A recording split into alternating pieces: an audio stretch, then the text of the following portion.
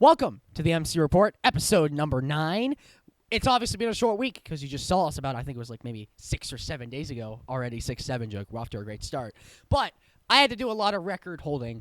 I'm going to be honest, neither of us did well. I got 500. Aaden was a game below 500. But as you can see, basically the same records. The difference, Aaden was 5-10 at college football. I was 8-7. You take that away, I played, I think it was 2 games worse than Aaden, which is rare. I'm just going to say that right now. But I still have a good 3-game lead, a healthy lead against Aaden as he's flipping me off behind the camera. But it's been a good start to the year. Hopefully I get bragging rights. We'll see, though. But obviously, I need to bounce back because obviously he got a couple games on me. So we're going to start here. Illinois and Tennessee, a game in which we both picked Tennessee and both got wrong. We need to stop picking the SEC against Big Ten teams because I think the Big Ten is like 8-2 and the SEC is like 2-8 in terms of bowl games. They just both kind of suck. I don't know why, but Joey Algier just did nothing. I don't know why. I mean, it's a good box score completion percentage wise, but I don't think he had a single touchdown all game despite 10. Honestly, but the Titans. Oh my God, that's worse than Tennessee. But Tennessee 4 touchdowns and no passing touchdowns. So that's not a recipe for success. The only reason this game was this close is because they had a kick return touchdown. So, and that was I think to begin the 4th or maybe 3rd quarter. But still a close game, a fun game. I believe this was the Cheez-It Bowl. I might be wrong about that. I think I'm wrong about that. No, the Cheez-It Bowl was I think Oh, okay. I think Michigan, Texas was, which we'll talk about. But it's fine. Illinois, a great start, or great end. Not a great start. Jesus, we're starting off great here. But Illinois, a good end to the season as they beat the Volunteers. A game in which both of us picked USC, and once again, both of us got wrong. TCU just straight up outplayed USC. There's no other way to put it. USC has ended the year, I believe, on a 2-game slide. I might be wrong about that. But Jordan Mailata is not the guy. At the beginning of the year, he may have been like, yeah, he's not Jordan Love. Haha. But, Jaden.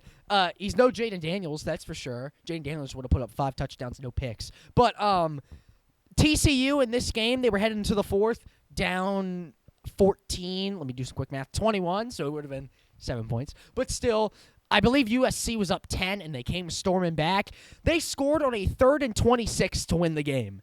That's the definition of clutch, at least in my opinion. But a good finish for the Horned Frogs. TCU, 9-4. They've been slowly getting better, and they're also a young team. USC, considering how they were supposed to be, maybe, make the playoffs at the beginning of the year, not a good end to the year for the Trojans as they finished 9-4. The same record as the Frogs. So, once again, this is a Big Ten loss in a bowl game, so I'm used to them being in, I think it was the Pac-12. So, but USC, not a good end to the year. And then I got this wrong, you got this right. The ACC champion goes out on top. I did not expect this. This was just a shootout, just through and through. Both quarterbacks played great. Both running backs played great. Defenses were nowhere to be found. The difference was that I think Duke got 2 stops and Arizona State got 1. That's like the only thing that changed this game, besides the picks, obviously. But a shootout through the entirety of this game. This game was fun to watch. But the Tony the Tiger Bowl, the Blue Devils came out on top. Both these teams, they were great, but they weren't really like, playoff caliber. I guess Duke maybe, but Arizona State no. But both quarterbacks played great. A great game, a shootout. That's what I like to see. I hate defensive games. But the Devil showdown, Sun Devils and Blue Devils, the Blue Devils come out on top. And then this is a game I got right and you got wrong. I knew for a fact that SMU was going to win this game. Now, granted, I did say Kevin Jennings would be the deciding factor, and then he threw 3 picks and no touchdowns, so I was wrong about that. But this was a game that was dominated by one team in the first half and dominated by one in the second half, in which case SMU, 24-0 at halftime and a 19-0 half for Arizona, but Arizona could not muster the comeback. Kevin Jennings tried his hardest to, which is I thought at the beginning of the year he might go to the NFL as like a least maybe 3rd, 4th round pick. Yeah, he might not even get drafted.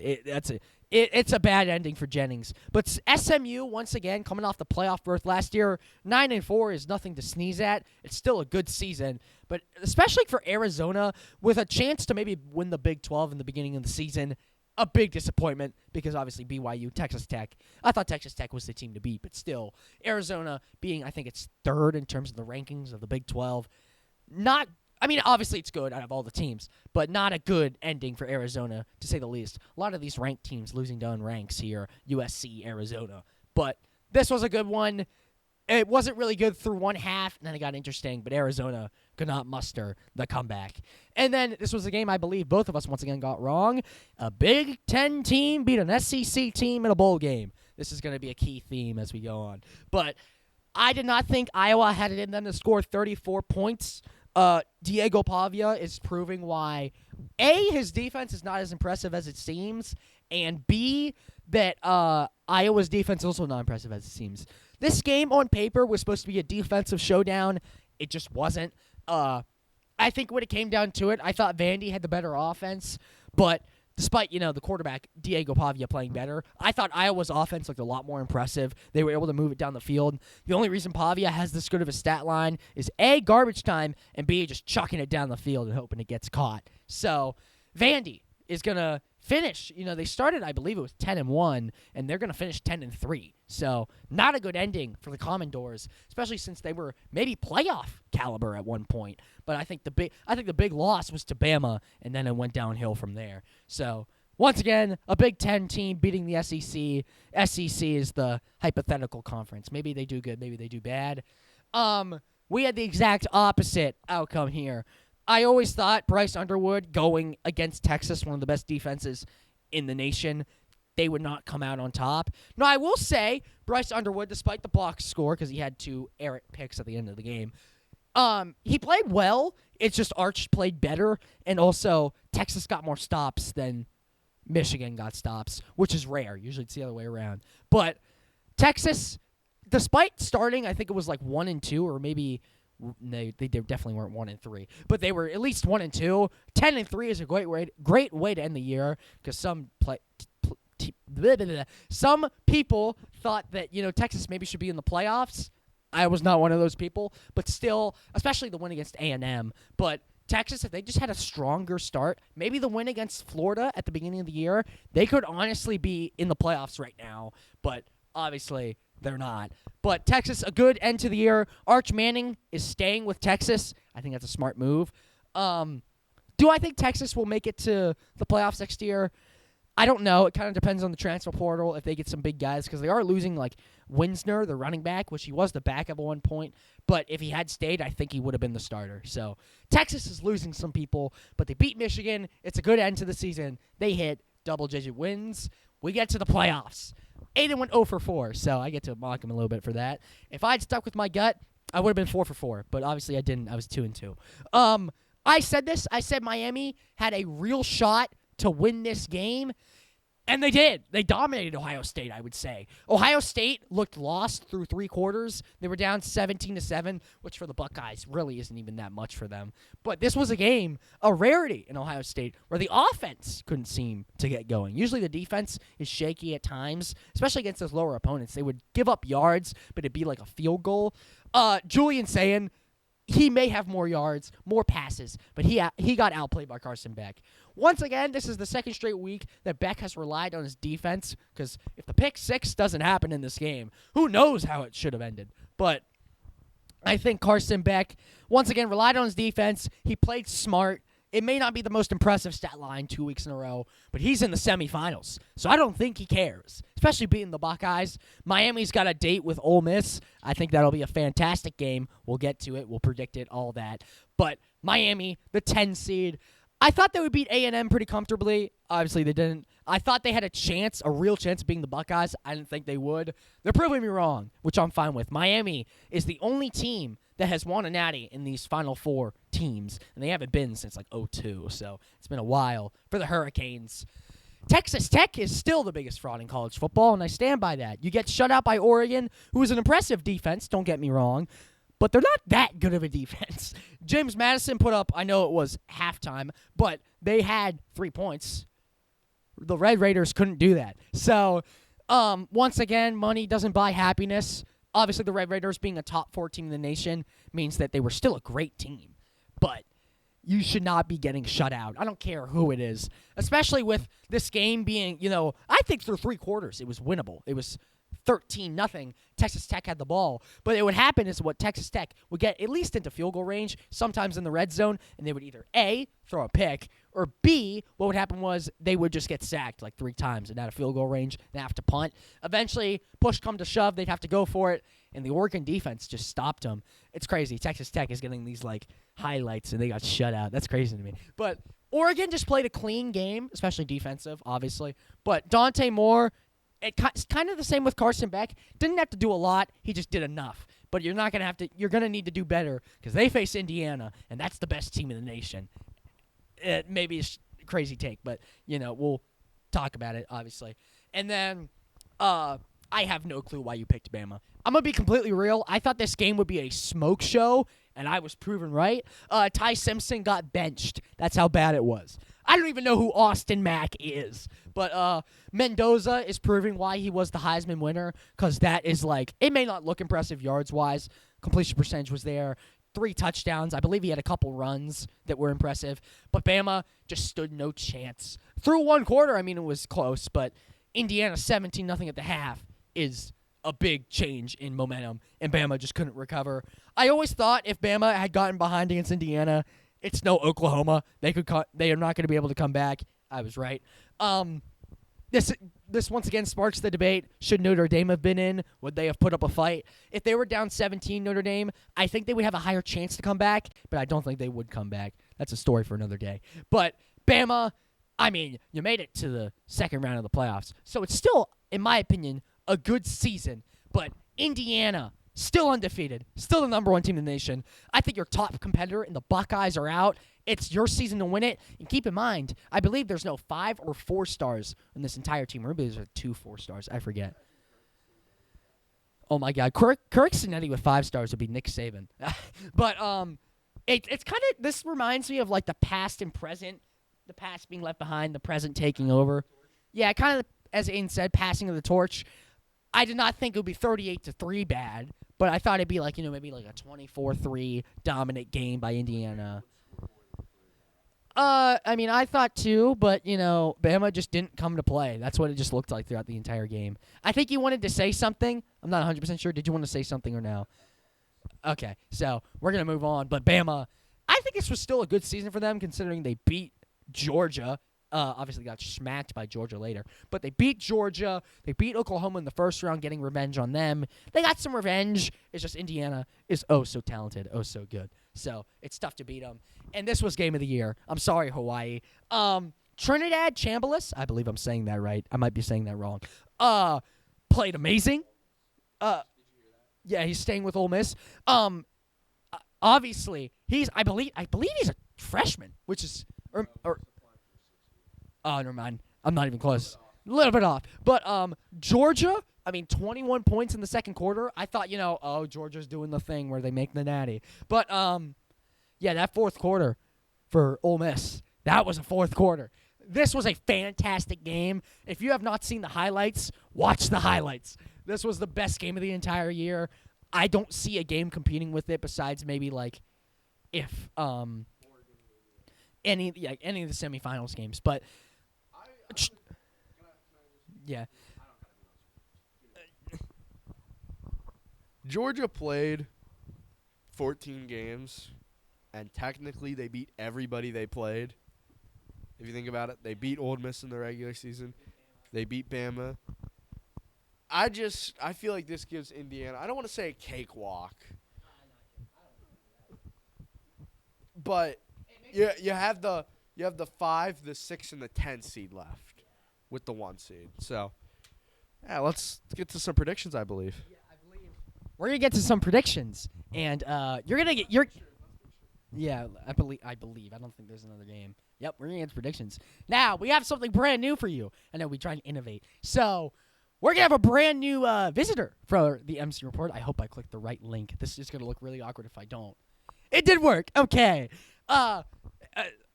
Silas Camera. He's going to be making predictions with us. He'll go last because he's the newcomer. So we just want to give him a little intro. You can talk if you want because I think you're muted right now. So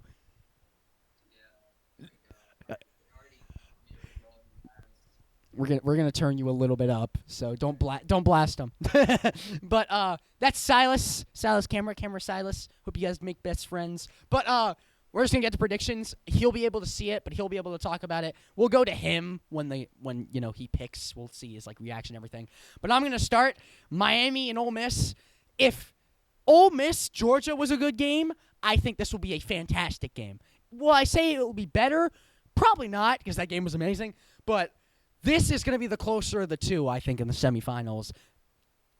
Right now, which is what's Silas hitting his desk, I guess. My bad. We're gonna have bloopers in this as well. But Miami starting off favored by 3.5. Now I understand they beat the Buckeyes, but Ole Miss's offense, if they get going, I think is the best offense in the nation of any team. I don't care if they're out of the playoffs, in the playoffs. This is a fantastic offense against a fantastic defense. But if Miami's defense, we saw them stop Ohio State. That may be the second best offense in the entirety of the nation. Honestly, there's so many good offenses. It's hard to pick. But this is going to be a fantastic game. This is a tough game for me to pick, but I have to go with my gut feeling because I've been ignoring it for a long time. I'm taking the Hurricanes to go to the Natty. No, it wasn't why I picked orange, but I think it's going to come down to Miami's Miami's defense versus Ole Miss's offense, and we already saw them lock up Carnell Tate, Jeremiah Smith, the top receivers in the nation. Now, I'm not saying Ole Miss can't win this game because I think there's a very realistic chance they could run away with it. But I think if Miami's defense slows Ole Miss down, this is not Georgia. I think Georgia's defense is elite. I think Miami's is better, especially coming off, letting up 14 against the Buckeyes and shutting them out in the first half. This is going to be a fantastic game. If you're not watching this game, you must be high. I'm going to be honest. This is just going to be. I think this is going to be maybe better than the Natty. So I'm going to take Miami to go to the biggest game in college football. Let's see what Aaden has. The Rebels and the Hurricanes. All right, let's see if I can get one of these games right. Hold on, I want to make it a little adjustment here. Kolstin, you're holding the camera backwards right now. That would be awkward. Old man. Old man struggles. Kolstin, Silas. Now that's weird to say. There's a saying in football. You want to know what that saying is? Defense wins championships. This Hurricanes team has looked so well, and if their offense, they scored 24 on I'd say the best defense in football heading into that game. Now, take in mind, yes, Ohio State wasn't clicking. They scored 0 points. This offense gets clicking. I think they have a shot at Indiana. My personal opinion. So that's 2 for the Hurricanes. Silas, who do you have in this semifinal showdown?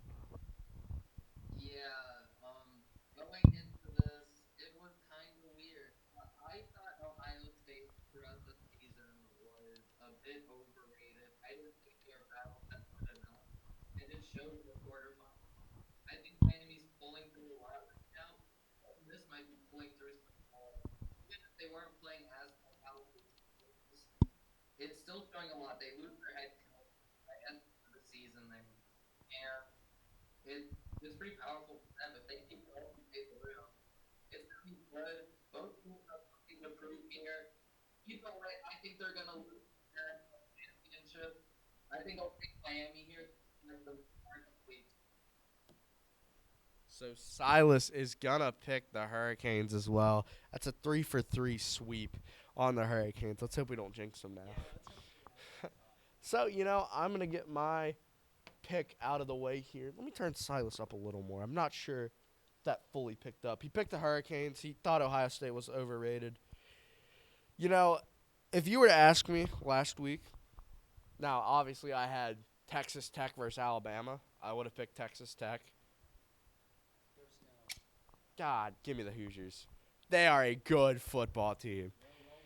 they're doing this with 3 and 4 stars. Now, Oregon's only loss is to Indiana, and Indiana was on the road at Oregon. I would be shocked. 4-point spread, I can see why. Mendoza's been playing at an elite level. I think Indiana's just going to squeak it out. I think this is going to be a lot better game than what people are thinking. Kolstin, you've been hyping up the Hoosiers. Let's see who you have in this Big Ten semifinal showdown. Once again, proving why the Big Ten is the better conference in the SEC. I don't care if you're an SEC fan. This is true. But no matter what, the Big Ten gets a representative in the Natty. Now, obviously, it's because of the bracket, but still. This will also be, I think, a great game. Some people are hyping up that – I'm going to switch here. I'm going to put the mic on the right hand because I'm left-hand dominant. I think it's going to come down to if Oregon's defense can stop Indiana's offense. Once again, Aiden said earlier, defense wins championships. This Oregon defense, we just saw shut out Texas Tech, which I'm not going to say is a great offense, but I will say they're a very good offense. They may be top 10. But Indiana, I believe, is, in terms of points per game, number 1, or maybe 2. I think they may be behind Ohio State. But this is going to be a fantastic game, but I cannot bet against the Hoosiers. This team looks ridiculous without any 5 stars. Mendoza was supposed to be told to not go to this team because they were supposed to be so bad. And now, undefeated, a chance at the Natty. If Kurt Signetti doesn't make it to the Natty at least, nobody's living in that locker room. I don't care. Oregon, obviously, they're looking for revenge. Their one loss to Indiana in a close one where Indiana came back. But this game, Oregon's going to be out for revenge. I think it's going to come down to, I think Dante Moore throws a crucial pick. There's been games at times where he's close to losing the game for the team. I think if Dante Moore throws more than one pick, especially if he just throws one pick, that could be it. But if he throws, if the Oregon offense has more than one turnover, I think Indiana runs away with it. Not makes it a close game. I think they run away with it. This team, without any 5 stars, which is still the craziest part, is so talented at 14-0. I cannot see them not going to the Natty. Give me Indiana to go to the Natty against Miami. But let's see who Silas picks. Are we all going to be, picking the same teams? We'll see. Yeah, I think that Indiana has been the best team this entire season. That game with Oregon was a really fun one, and I'm pretty sure that Indiana has the only team left that could just grab the ball and then the ball swing. And even with that, may Spaghetti strike out right now? I think Dante Moore is going to have a masterclass here, and my West Coast heart is going to Oregon wins, and that's what I think he's going to win. And it's just, it feels like they're going to figure out it. Whether it's the second quarter, the third quarter, or the fourth quarter, I think Oregon is going to start to figure out Indiana and squeeze out. Is that all you got? I'm guessing that's all you got. So, if you didn't hear it, because apparently Google Meet is terrible and choppy, he picked the Ducks. Now, I do not agree. Obviously, neither me nor Aiden agree. But I can't see it happening. This Indiana team is not unbeatable. We've seen throughout the year they've had close games. But the Ducks, he's going to stray away from us for the first time. The Ducks go to the Natty. We're going to go to the NFL action. Silas hates to see this. He's a Rams fan. The Falcons taking... Really happened. Silas is sad. The Falcons, they just got a chance to, maybe ruin some seasons. We'll see. You'll see. The Rams are on a down spiral. I used to think they were Super Bowl, definitely going to make it. There's definitely a chance they may lose in a divisional championship, something like that. But this Rams team, a game in which they were supposed to win, there's always a couple games throughout the year, and especially late in the year, that just teams lose for basically no reason. This was one of them. Now, the Rams did make it interesting. It was 21-0 at half. But once again, the Rams just fall a little bit short. The NFC South is just terrorizing the Rams. We saw the Panthers earlier, the Falcons this time. They versus the Panthers again in the playoffs. I think it'll be a better game than people expect. But the Falcons get the win in prime time to maybe put Tampa Bay in the playoffs, however, in Week 18. They put out a slugfest, rain-filled win, terrible officiating, 16-14 over the Panthers, 16-14. Both are 8-9. No team will, make the playoffs with a positive record. But Tampa Bay, 8-9. They had a chance to make the playoffs. We'll see if they do. Seattle getting the 1 seed. I was wrong about this game. Sam Darnold, he didn't play great, but he played good, and that's all that really matters. He played better than Brock Purdy. But I think the biggest play in this game was the 3rd and 17 handoff. And right now, I don't know why Seattle gives it the Zach Charbonnet. I'm not going to lie, because K9 looks so much better. But this was a game heading into the 4th, only 10-3. A defensive masterclass by both sides, especially coming off San Fran, putting up 38. Chicago put up 38 against them. So it's a good bounce back for them, especially, in my opinion, against a better team. But Seattle, the 1 seed, 14-3. They're on a winning streak heading into the playoffs. They get a bye. We'll see if that affects them. Houston. A lot of these games are for seeding, so it's kind of boring, but I will go over them. Houston getting a close win. Riley Leonard looked great in his debut, 38-30 win. I honestly think the Colts are trying to re-sign Daniel Jones, which is understandable, but he may have a future here in Indy. I thought he looked very impressive, especially. Yeah, I know Houston was sitting some guys, but he was impressive. You don't put up 30 against Houston. That's not something they do. But the rookie, a great start to his career. It may have been a loss, but this game is actually a lot closer than what it says because they had a big man touchdown at the end of the game. So, obviously, we love a big man touchdown here. But good win for Houston. The Falcons getting the win means the Panthers are in. Tyler Shuck, heading into this game, I believe had won 3 straight, and the Saints couldn't. This entire game, the Falcons were just kind of in control. I will say I think Shuck played better than Kirk Cousins. I think the Saints' offense played better than the Falcons' offense. It came down to defenses, and the Falcons just had a better defense. No other way to put it. The Falcons, 19-17. The Panthers are in. They go, which is stupid, by the way. They get a home game against the Rams. Flawed system. But 8-9 taking on, I believe it's 11-6 Rams, or maybe 12-5. 12-5 Rams as they beat Arizona. That's not on here because nobody cares about that game. But sorry, Silas, they don't care about that game. The Falcons, 8-9. If the Falcons had beat I think it's literally any team actually. If they had beaten any team earlier in the year, even that was a bad team, they would have made the playoffs. And this was the team I had to make the playoffs at the beginning of the year in this division. I believe Aaden has something to say. We're going to let him take over, but the Panthers are in. So this kind of goes along with what Kolstin was saying earlier. I believe it was week 12 or week 13. The Falcons lost to the Jets. Now, if the Falcons were to win that game, not only would Atlanta be in the playoffs, but the Jets would have the number 1 pick. That is the definition of a lose-lose game. That is just crazy. I just wanted to, in case you didn't know, it's your fun fact of the day. Kolstin, back over to you.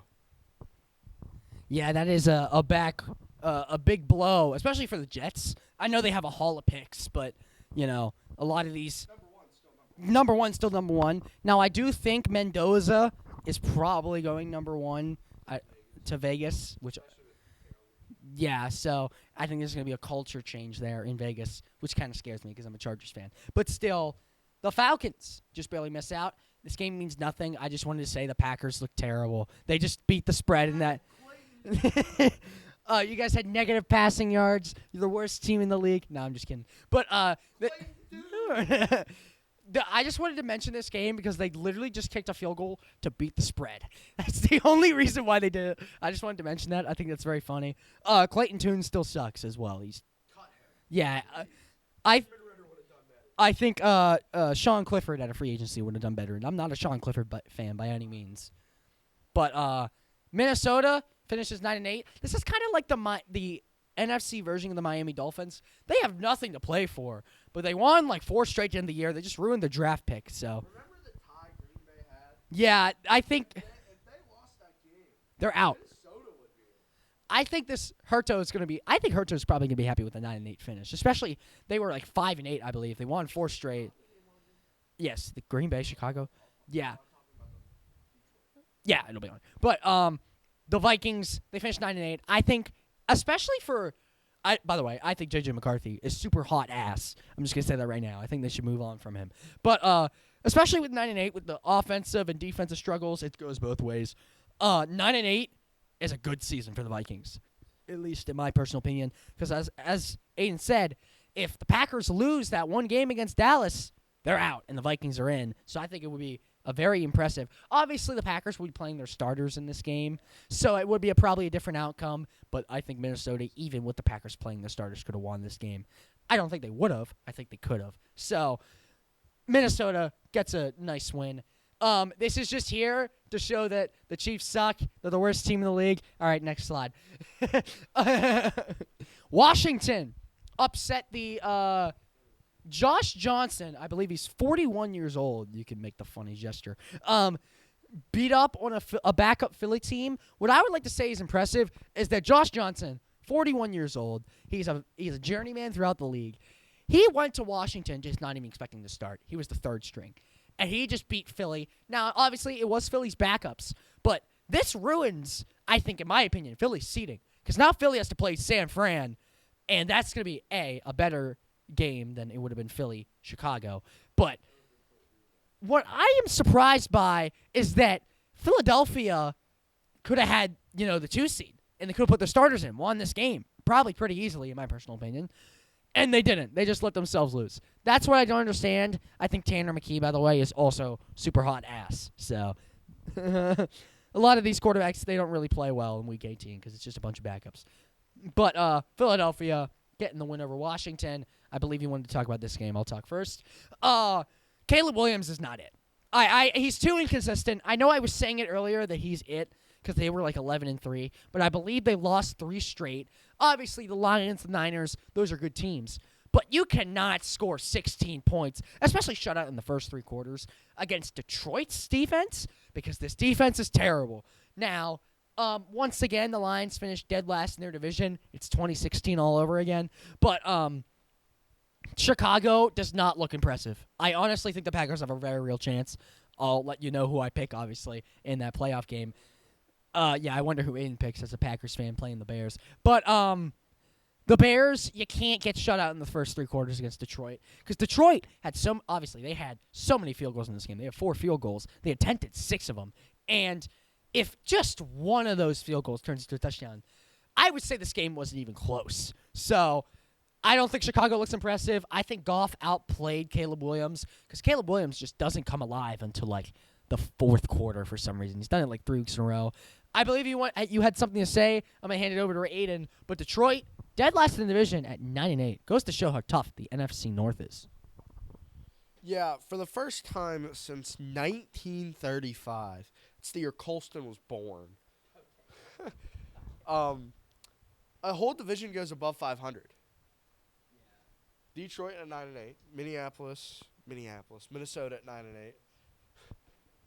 Green Bay at 9-7-1, and Chicago at 11-6. Chicago's last win was against the Packers. When they were injured. The Packers' last win was against the Bears. Not when they were injured. When they were somewhat injured. I think this is going to be a very interesting game. It's Saturday. I'll talk about it later. It'll be a very quality game. You know what? Let's just take a gander at what the next game is. Kolstin? Got some big explaining to do. I will take over here because obviously this is my team. Trey Lance should not get re-signed. I don't care if he's just here for a backup. He's terrible.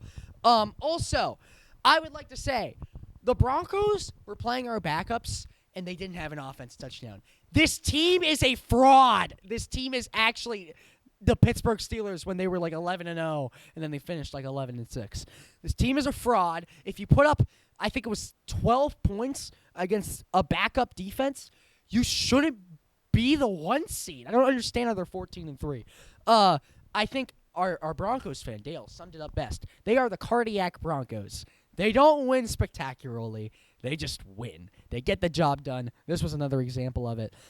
Trey Lance was somehow under 50% completion percentage. I would honestly say Bo Nix outplayed him because Trey Lance couldn't hit the side of a barnyard or a barn door, whatever the saying is. He was so incredibly bad, and this game was winnable through 3 quarters. I would say well into the 4th. We did not get a red zone opportunity until less than a minute left in the game. That's how bad it was. The only starter we had all game was Dicker the kicker. So, that goes for something. I would love to talk about this game, actually. Oh, I think Silas has something. Yeah, just because of the disrespect towards Trey Lance here. He's been my guy. I unfortunately share a house with a 49ers fan, so he's been on him ever since they drafted him. And I think that he has not been given a real chance. And this game was against a team with a very good defense, and he's playing with a team that has a very bad offensive line. And you can imagine what it's like with the backup to the very terrible offensive line. I was, of course, watching the Rams game, but when I tuned in to the Chargers, he was consistently under pressure, on the ground, getting hit at the throw. Didn't get a lot of chances there. I want him to get a chance. I would love if he went to the Jets as the new quarterback of the Raiders as like a backup. I just want him to learn a little more. He wasn't expected to win at all. But, I still have faith in him even after all this time. He's more experienced and better coach now. I'm guessing that's. I'm cutting you off. That's all you get. But I disagree. I think he's terrible. But the Chargers. We go into New England. We'll talk about it. I think that's a very scary game for our team because it's in the cold and we're in LA. So yeah. But Broncos get the 1 seed. Blah blah blah. I don't really care. This was, as you said, A, the quarter of the year, and B, game of the year. I don't care. I think this game was fantastic. It's a classic Baltimore-Pittsburgh showdown. Vintage Rodgers came back for a quarter, so that was cool to see. Obviously, it says it right there. I wasn't copying that. I had that line beforehand. But Baltimore, I didn't think, besides the 4th quarter in this game, they didn't really show throughout the entirety of the season that they were a playoff team. It just got proven here. Now, obviously, a lot of the pressure's on Tyler Loop because he did miss the game-winning field goal. And while I do sympathize with him because there's so many things that went wrong, but we saw, literally, just a second earlier, it was Chris Boswell, a kick that was apparently blocked. I don't believe that for a second. It didn't get blocked. It sailed completely right. And in the famous words of Mr. Hurto, this is the worst stadium to kick a field goal in because it's so windy. Now, obviously, that worked in Pittsburgh's favor, but this game, if you just get no wind, I think Tyler Loop nails that because I think he's a great kicker. But there's been rumors he gets cut. I think that'd be a shame. But yeah, I don't think you can cut a rookie kicker for a playoff spot. Yeah, Aaden's going to take the mic. But I think a very disappointing ending for the Ravens, especially since, 8 and 9. They were favored to win it all out of all the teams in the NFL. And they missed the playoffs. So we're going to see what Aaden has to say. Pittsburgh is staying at home, actually. They're not going anywhere. They're staying at home. They take on Houston. That's going to be a tough one for them. Yeah, I saw a statistic. I forget how it goes exactly word for word, but that was the first kick in NFL history where, as time expired, the kick was attempted as time expired with both teams having a playoff spot on the line.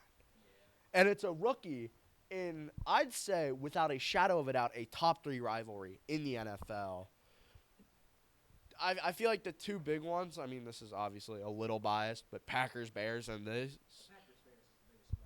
Yeah, well, you can make a very good argument for this, especially with it being such a young rivalry. But I'd like to speak out. I saw Tyler Loop getting a bunch of hate and death threats.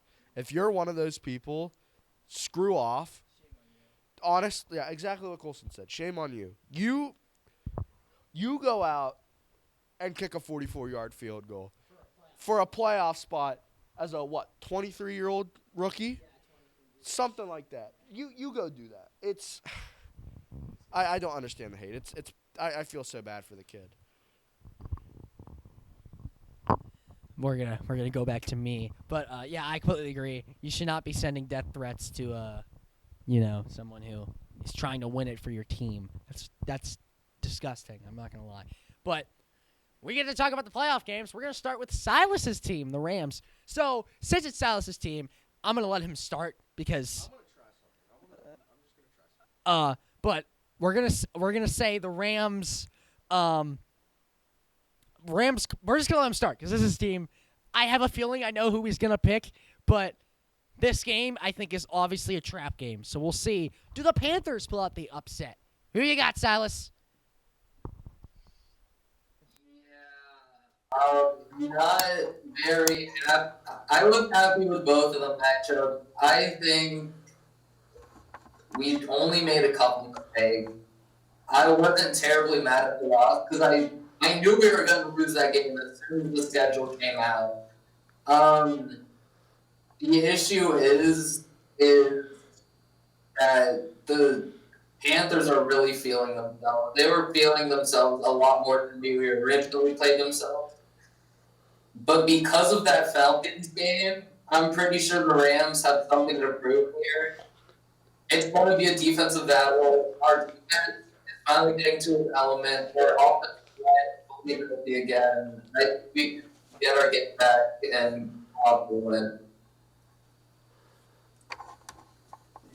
I'm gonna be honest. I didn't hear the last part of what he said. He said the Rams are gonna win. That's his prediction. I'm gonna trust Aaden when he said this. I remember him saying the Rams have a chip on their shoulder. I completely agree. He picks the Rams. I'm just gonna go straight to my pick. Reincarnate everything Silas said. I think the Rams have something to prove, Especially since the NFC South has just been owning the Rams for some reason. They're 2-0 against them. I think the Rams, even if they are in Carolina, should not lose this game under any circumstance. This Rams team is still, I believe, possibly the best team in the entirety of the NFC. If they lose this game, it's a major disappointment. Rams win. I think this game is going to be a 17-plus win for the Rams. That may be a controversial take, but let's see. What does Aaden have? Panthers, Rams. I never thought I'd be saying the Panthers make it. It's 2015 all over again. You know, this game is going to be the first game of the playoffs. Carolina should not be here. They shouldn't be here. It's the nicest way to say it.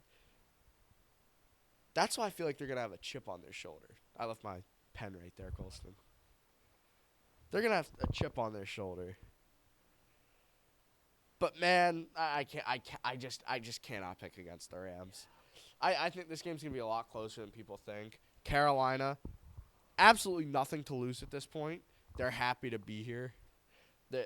It's been 10 years on the dot since their last playoff appearance, since their last division win, and that was the year that they made the Super Bowl with Cam Newton.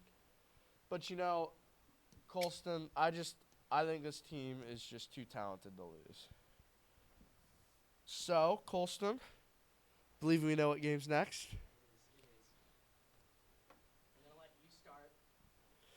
This game is going to be, I feel like this is going to be like the 12th round of a Mike Tyson Muhammad Ali fight. This game is going to be scrappy. Green Bay is favored, which I find a little surprising with the amount of injuries. Keep in mind, It's projecting to rain. yeah, I was going to mention it. It's projecting to rain. With the amount of injuries we've had, I just can't bring myself to pick the fuck-ass Chicago Bears. Go, Pack, go. We're going all the way. Jordan Love's going to return. He's going to draw his big nuts all over Caleb Williams' face. Jordan Love's going to prove why he's a top 5 quarterback. And the amount of disrespect he got after the game against the Bears, after the Ravens game where you're like, oh, we should have started Malik Willis. He has a chip on his shoulder with the amount of hate that he got. He's going to prove these guys wrong. You know what? Let's give it off to Silas. Silas, what are your no, Kolstin, you go. Sorry, I lied. Go Pack, go. I'm gonna take over. I think Aaden's been waiting in bated breath on who I pick for this game. I completely disagree with what you say. I think it's gonna be a blowout one way or another. I don't know who's getting the blowout. Let me make this very clear. But off of a gut feeling, both teams have lost. I think it's at least 3 in a row. Both teams have, been heartbroken by the other. If I had to pick a team, which one has been more dominant throughout the entirety of this rivalry? The Green Bay Packers. Yeah! Now, I did notice that it is going apparently to rain. I think that's a big factor. I think as of right now, who's better than throwing in the rain? I would give to Caleb. I can't name one time, but I do think he plays better in the rain because Love, I think it comes down to this man right here. Obviously, he rested up, but I think this is a fair argument. I heard this argument from my dad. In my personal opinion, and this was my dad's opinion somewhat as well, Love should have played Week 18. He was injured the week before. He didn't get to play, and you didn't play for 2 weeks. That could mean one of two things is going to happen. Either A, he's going to ball out, or B, he's going to play terrible. He's not going to play mediocre. He's either going to put up 25 for 41, 329, and 2 scores, or he's going to put up 18 for 29, 114, and 3 picks. There's no in between because this Bears that is the Jordan Love way. But also because this Bears defense is, despite being, one of the top I think one of the best defenses in the nation when they're at their peak, we just saw San Fran put up 42 against them without George Kittle, I believe, in that game, and McCaffrey was held in check. And they put up 42. I think it's very impressive. But I think when it comes down to it, Love has playoff experience. Caleb does not. And Caleb is, I think, in my opinion, I think this is actually a more controversial take than anything I've maybe ever said. I think Caleb is more inconsistent than Love. And I think also Love's peak is better than Caleb's peak. I also think if Jacobs is back to 100%, this game will rely on him more than it will Love, especially in the rain. But when it comes down to it, I just can't pick the Bears to win a playoff game. It's not right. I need to see them win it before I pick them. Because maybe if they win this game, they play, I think it would be Philly. Philly, presuming they win. Or Philly or San Fran, which obviously we will pick that game. But I think that would be, oh my God, 2014. But Aaden's getting flashbacks.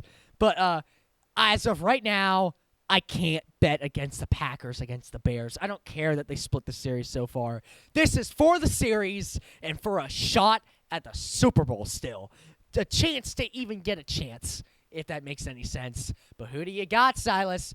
It's an age-old rivalry, the oldest in the NFL, the Bears and the Packers.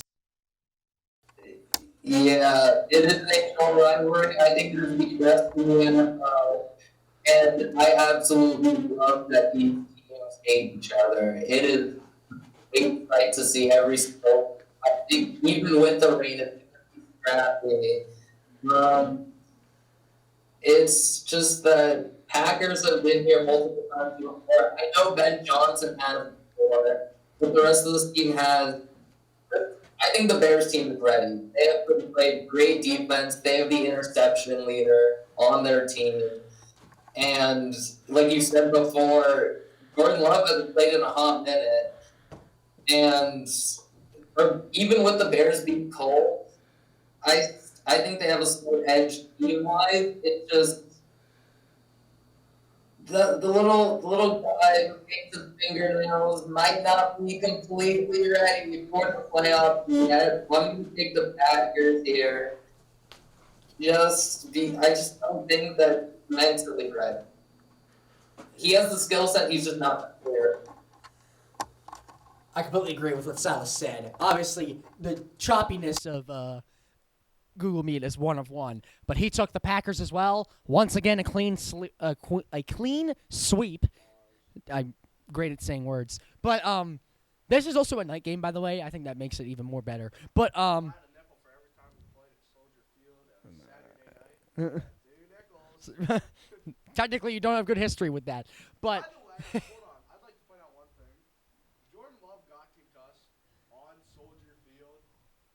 and now he has to play it again. I'd argue this is the biggest game of his career. I could see that. I could see that. But we all picked the Packers. We'll see if we're right. I think we are. I'm gonna start this game. This is also the same thing as the Bears game. This is either gonna be the biggest blowout you've ever seen in the entirety of the history of playoff football, or this is going down to the wire. As of right now, it's supposed to be. Oh my God, seriously. But I think when it comes down to it, the last time Trevor Lawrence was in a playoff game and he won, he was the biggest comeback in the entirety of player. Yeah. That's not my point. But they had the biggest comeback in the entirety of playoff history, 27-0 against my Chargers. It's quite sad. But I think when it comes down to it, as much as I love Justin Herbert, Josh Allen is no Justin Herbert. They need to stay on the gas pedal immediately if you're the Jaguars. Same goes for the Bills. I think it comes down to is that can Jacksonville get pressure on Josh Allen? Because this offensive line is definitely beatable for, Jacksonville to beat up on. The question is, I think Buffalo, Lamar is out. Mahomes is out. Jackson is out. Josh, if you don't win it now, you're never winning it. And I think that's complete. I think I'm completely justified in saying that.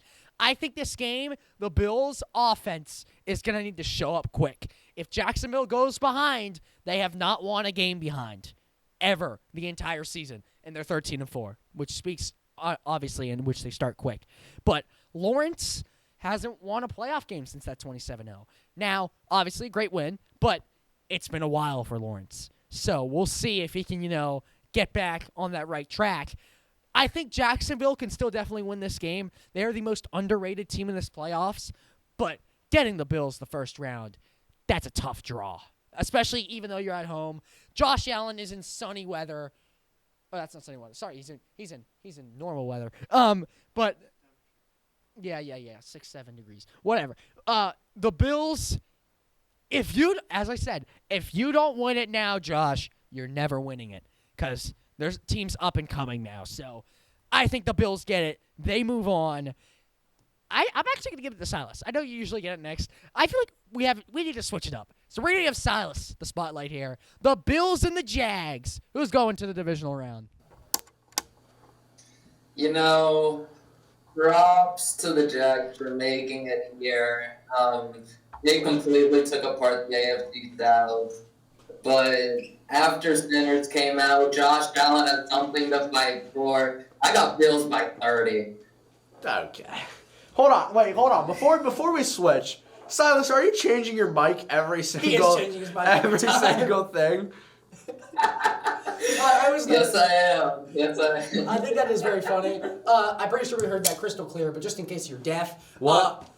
Okay, bro. He said Bills by 30. I don't think I need to add anything else. I completely can see that happening. I just don't think it will happen. So he said Bills. Do we have another clean sweep? The Bills and the Jags. Who you got, Aaden? This game is going to be, I think, the best game of this weekend. Jacksonville is coming out. Hey, you like my hat? Happy New Year. Woo! Anyway, like Kolstin said, it's now or never for Buffalo. You move into a new stadium. You want to hang with the banner. You would open your new stadium with a Super Bowl banner. That would be really cool. I'm gonna pick Buffalo, just as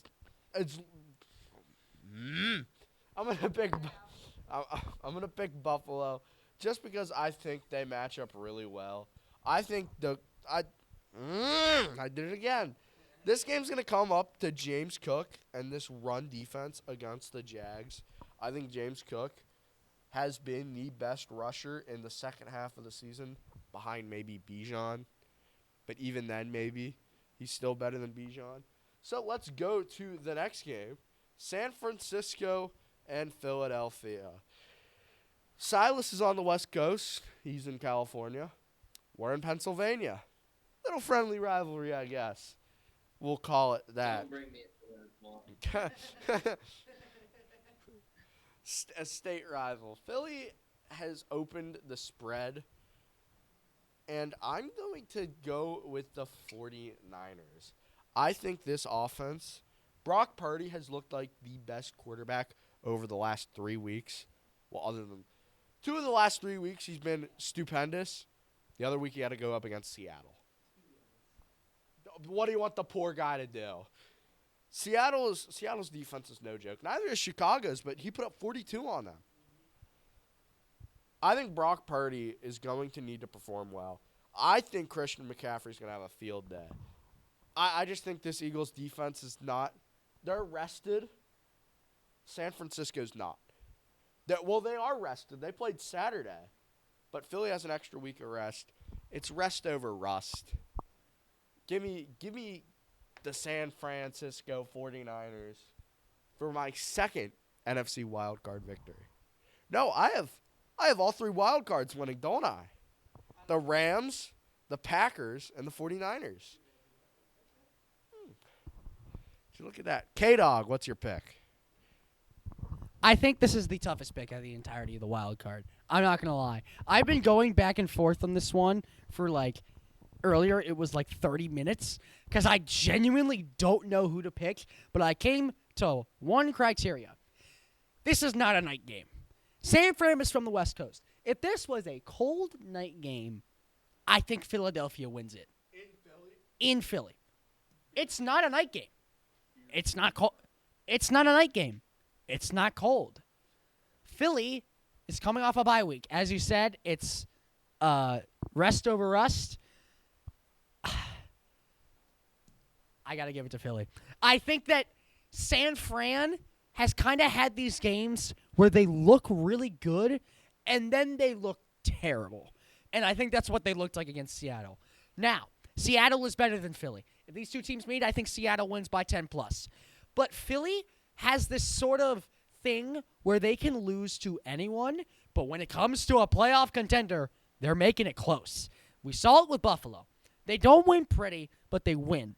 It's the same thing with Denver. I think this is the NFC version of Denver, except obviously they're not 14-3. But I don't think they're frauds either. I think they're perfectly rated at, above average. Not the elite, but above average.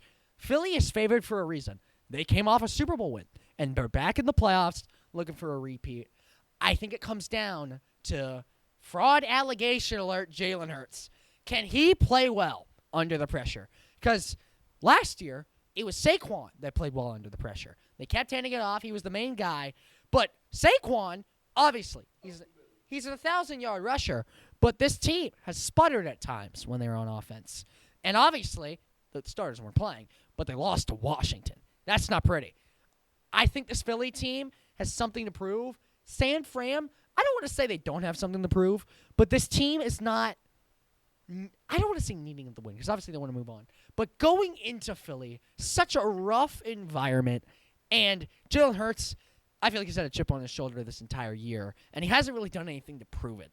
He needs to prove it. I don't think Saquon's going to win you this game because I think when it comes down to it, the Niners are going to pass more than Philly at the end of this game when it comes said and done. And what I think it comes down to is that can the run open up the pass, and when the pass opens up, can Jalen Hurts finish the job? And I've always believed that he can. He's a winner at heart. Give me Philly. I think it's going to be a close one, but they move on to the divisional round. But Silas, who you got in my personal game of the week? The Niners and the Eagles. Yeah, I completely agree with you. This is the toughest game. I think at the core, the whole Shanahan system is the best team in the NFL. It's just that Christian McCaffrey sacrifices all of his teammates every year to stay healthy. I think that no matter the situation, they go through every single time, and the Niners are the dangerous here. I'm not going to hold last game against them because it's the Seahawks and they had no Trent Williams. His effect is really prominent. And even with all that being said, the Eagles were the only team in the NFL to play like absolute dog shit and still win. I'm gonna take the Eagles here. Probably gonna hold the Niners to single digit points or a low double digit, and themselves not gonna score a lot of points. They're gonna play like dog shit and still win. I completely agree with what Silas said, and I'll paraphrase. He picks Philly, defensive battle, neither team play well, but Philly wins. That's basically what I think is going to happen. So, I think Philly moves on. Depending on who they get in the divisional round, I believe it will be the Rams. If that game happens, absolute cinema. Anyway, moving on. Because they played earlier in the year. I knew this slide was next, so I'm going to start. The Patriots are frauds. I'm not even going to sugarcoat it. I think we can beat both Denver and New England. If we beat New England, we're beating Denver. If we lose to New England, New England's going to the championship round against not Denver. I don't care who it's going to be. I think this game is a make or break for Herbert. I wouldn't say he's on the same kind of territory as Josh Allen, but once again, unexperienced quarterbacks surround Herbert and Allen, and I think May is one of them. And May, I don't care that his stat line looks better than Herbert's.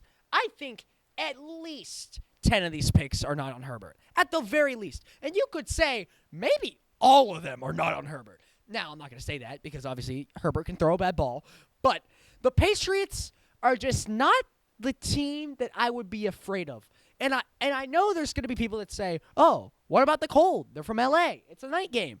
We already beat the Chiefs in the cold, and it was colder than what it's supposed to be. It's supposed to be sunny, 33 degrees. I'm probably going to be wrong. I'm going to be completely real. I'm probably going to be wrong when I pick this. But I do not think the Chargers are going to play bad against the Patriots at all. I'm not afraid of this Patriots team at all. I would obviously, in my personal opinion, rather play Jacksonville. I know we lost by 29 against them. But I think that this New England team, for some reason, is better away. But they're just not scary to me, like at all. I don't think really, besides the Bills, and Houston, I don't think any team in this AFC is scary. Denver isn't scary because we just saw what happened with our backups. New England isn't scary because they played nobody. I think the NFC, whoever represents in the Super Bowl, that's the scariest team because it means they beat everyone else. I think it comes down to, can we get time against the Patriots? This pass rush for the Patriots is not great. They rely on their DBs to get picks. Now, I'm going to be real. I think both of you are going to pick the Patriots. I think Aaden most definitely will. But I just can't. Once again, it's kind of with your Packers thing. I can't bet against my team. And also the fact that I've never thought the Patriots were good the entirety of the season. So, give me the Chargers by 30. No, I'm just kidding. I'd say probably like a 7, 6, 7, like a 7-point win. I think it's going to be a good one, a night game. Now, I really hope we don't get schwacked because then that would be really sad. But, yeah, I'll hear all of it if we get blown out. It goes the same for you, for either of you two. If you get, Silas, if you get blown out by the Panthers, you'll never, if you get blown out by the Panthers, you'll never hear the end of it. We're going to go to Silas next anyway. That was the plan. So, Silas, who you got? My favorite team and the freaking New England Patriots. Yeah, while I do think that the Patriots had a cupcake walk, I still think they could beat some of these lower seed teams, considering how uncompetitive the AFC was. I'm going to just take the Patriots simply. They earned their spot there. I don't think they're going to get farther than this, depending on the opponent. But I still don't have any faith in them. I don't think they can win the way. So he picked the worst team in the NFL, so that's quite sad. No, I'm just kidding. But understandable pick. I'm picking my team. That's just all of it. But I understand. We're probably, I think, out of all the teams, probably the least likely to win or besides Carolina, we're the least likely to win. No, Pittsburgh has a higher chance to win against Houston than actually maybe. I don't know. But Aaden, who you got? I got a feeling I know who you're gonna pick. But yeah, Chargers, Patriots. By the way, the last time these two teams met, unrelated, AFC Championship in like 2015 or maybe it was 2016. Unrelated. I just want to bring that up. Chargers, Patriots, wild card. Didn't the last time you guys... We didn't play Patriots that year. No, wait. I thought you guys went. You hosted New England and you got like blown out. I could be wrong about that. don't think that happened. Kolstin, I'm actually gonna blow your mind with this pick. No, I'm not. I truly think Justin Herbert. I've kind of. Now, obviously, you're a Chargers fan. I obviously am gonna hate. I think this is Justin Herbert going to break. Like Justin Herbert's gonna have a great game. I think. But Kolstin, you're going up against the MVP of the league. Give me Drake May. Yes, I don't think they're gonna make the AFC. I don't think they're gonna make the AFC Championship game. I'll find out why soon. Nudge, nudge, wink, wink. Yeah, I get it. I just think LA's offensive line is not great. These two kind of match up with bad offensive line, bad defensive line. And I just don't know how much I trust the run game because this run game, it took 10 weeks for somebody to rush for 50 yards on them. That's a good run defense. And, I mean, your leading rusher is 600 yards. Hampton is injured. That is true. But give me the Patriots and give me the MVP to Drake May. Silas, what are your thoughts on the MVP race? I think it's the most competitive one in Ohio. Early past 4 years or something. But I think both Drake May and Matthew Stafford are stat patterns. Like, Matthew Stafford has no business throwing passes in Week 18 against the 3-13 Cardinals. And I'd like to point. They have a Sorry, no, continue. That was rude of me. I sincerely apologize. Okay. And like I said, he had a cupcake clock on their schedule. I mean, both are very competitive. Obviously, going to choose my quarterback because he earned it. He did earn it, but I also would like to point out Matthew Stafford, I believe, has the most or the second most 1-yard passing touchdowns in a single season all time. Doesn't matter, still touchdown. Yeah. It's just a. I mean, how many 1-yard touchdowns are what works? He's a running back. Yeah. It's an MVP. I mean, the last time we gave him the goal line, he fumbled. So I had Blake Corum. He's smaller. He's like 5'8". Tyler Higbee. All right, Silas. We that'll be for the next week. All right, Silas, you're cut off. By 30. I don't care. By the way, the spread is blasphemous. Houston's winning this. This is going to be the not close game of the wild card. There's a reason why this is put on Monday night because you have better stuff to do on Monday. Now, if I had to say, if there was a good luck of the draw that the Steelers would get to play, it probably would be Houston because their offense does not look that impressive. But if Rodgers just does what he did in the fourth quarter against Baltimore, just the entire game against Houston, they're beating Houston. I'm going to be honest. There's a key difference between the Ravens and the Houston defense. Yeah. I think this Houston team going into Pittsburgh, not favorable. I would honestly rather go into Baltimore, but yeah, I just don't think. I mean, I don't care. Even if Baltimore was the team here, I wouldn't have picked them. So, yeah, it's just a tough draw for Pittsburgh, especially since I think Houston is, if they just have a consistent offense, Super Bowl caliber. So, I think they're better than Jacksonville, if that means anything. So, yeah, give me Houston. This is a very basic pick. I feel like this is the one time where I'm just gonna pick the better team. There's no real reason why. I just think they're simply a better team all around. I'm gonna give it to Aaden. I feel like we haven't given it to you in a while. Who you got? Houston, Pittsburgh to move to the divisional. I can hear Silas on the background. He's very sad he doesn't get his pick. Aaron Rodgers at home. We saw what he did Sunday night. Aaron Rodgers looked like it was 2020, right? He looked like a Super Bowl caliber. He looked like he could lead his team to a win. But see, Kolstin, there's one thing I feel like you're forgetting. Just how good this defense is. I'm going to say it now. Houston's going to the Super Bowl. I think Houston is going all the way.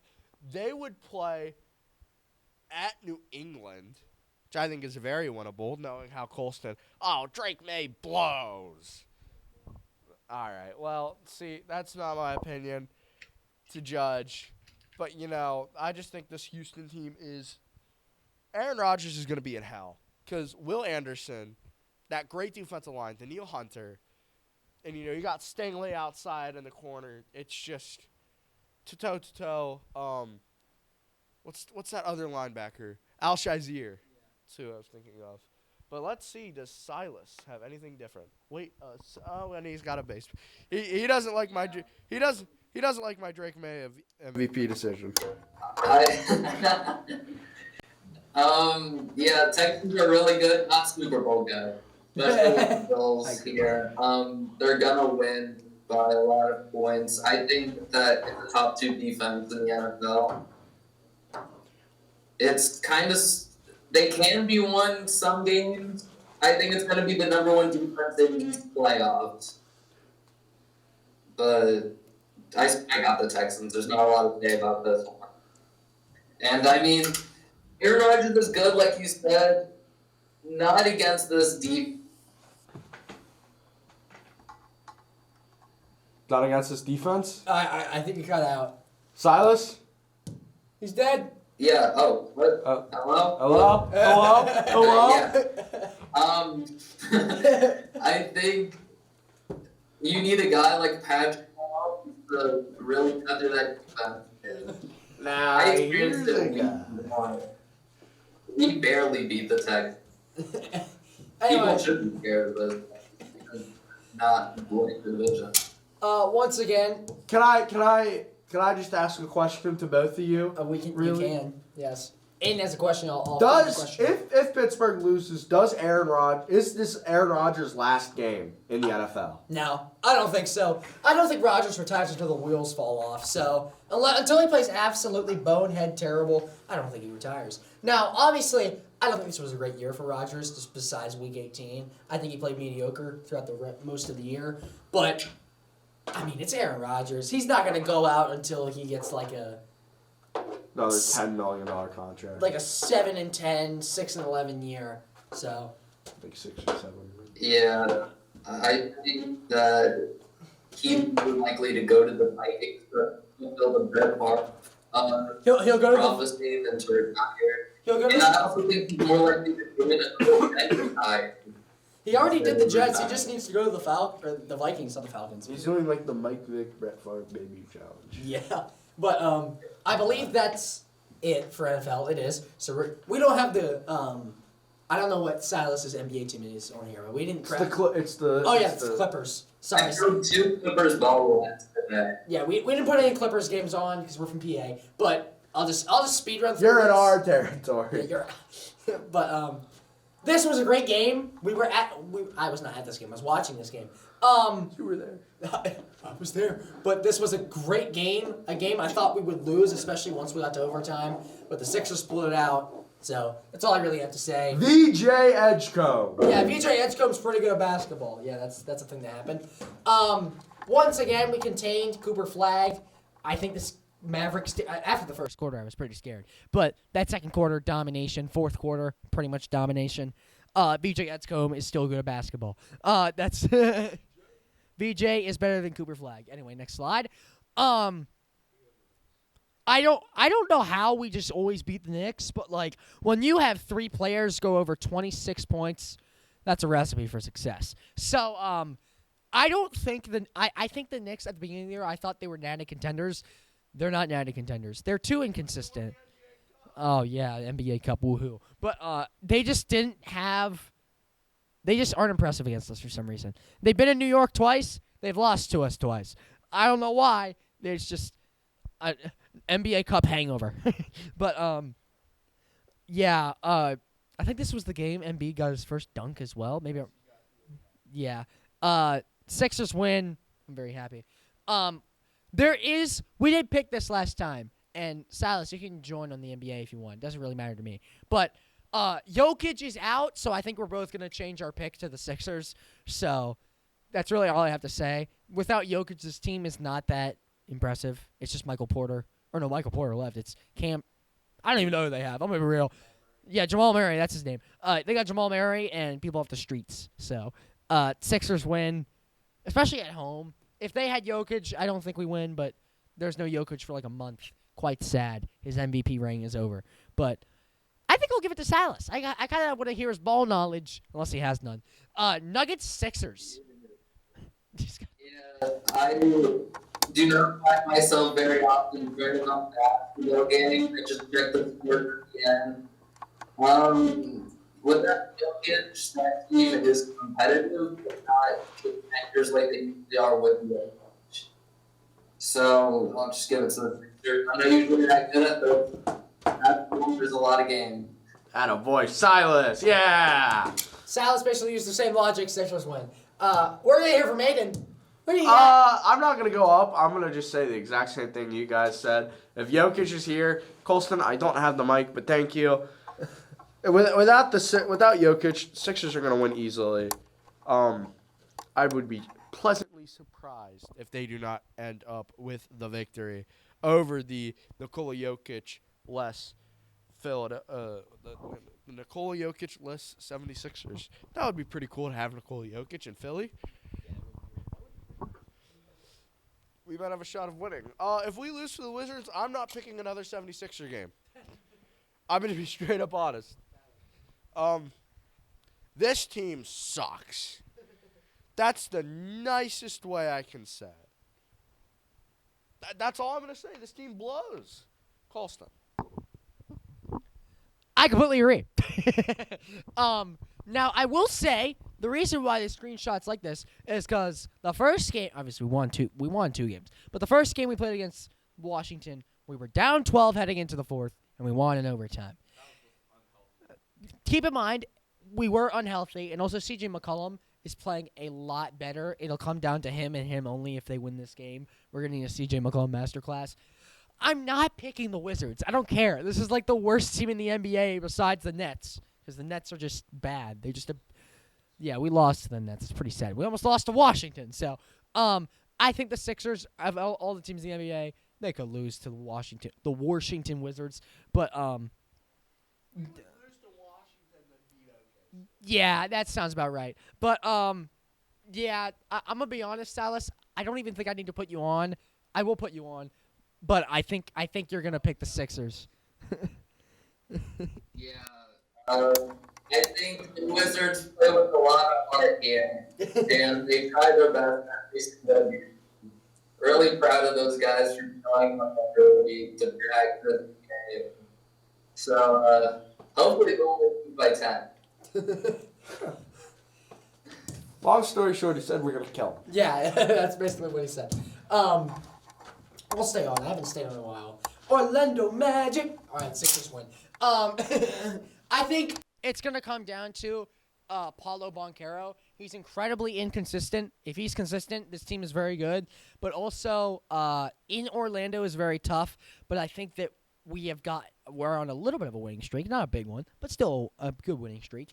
Kind of like the Penguins. Sounds familiar. But, yeah, really. But I think with Embiid back, Maxey, not back, he's been here. But BJ Edgecombe playing well, I don't see them stopping that. Especially, I mean, if I had to pick a second favorite team, it would be the Orlando Magic. But I'm still picking the Sixers.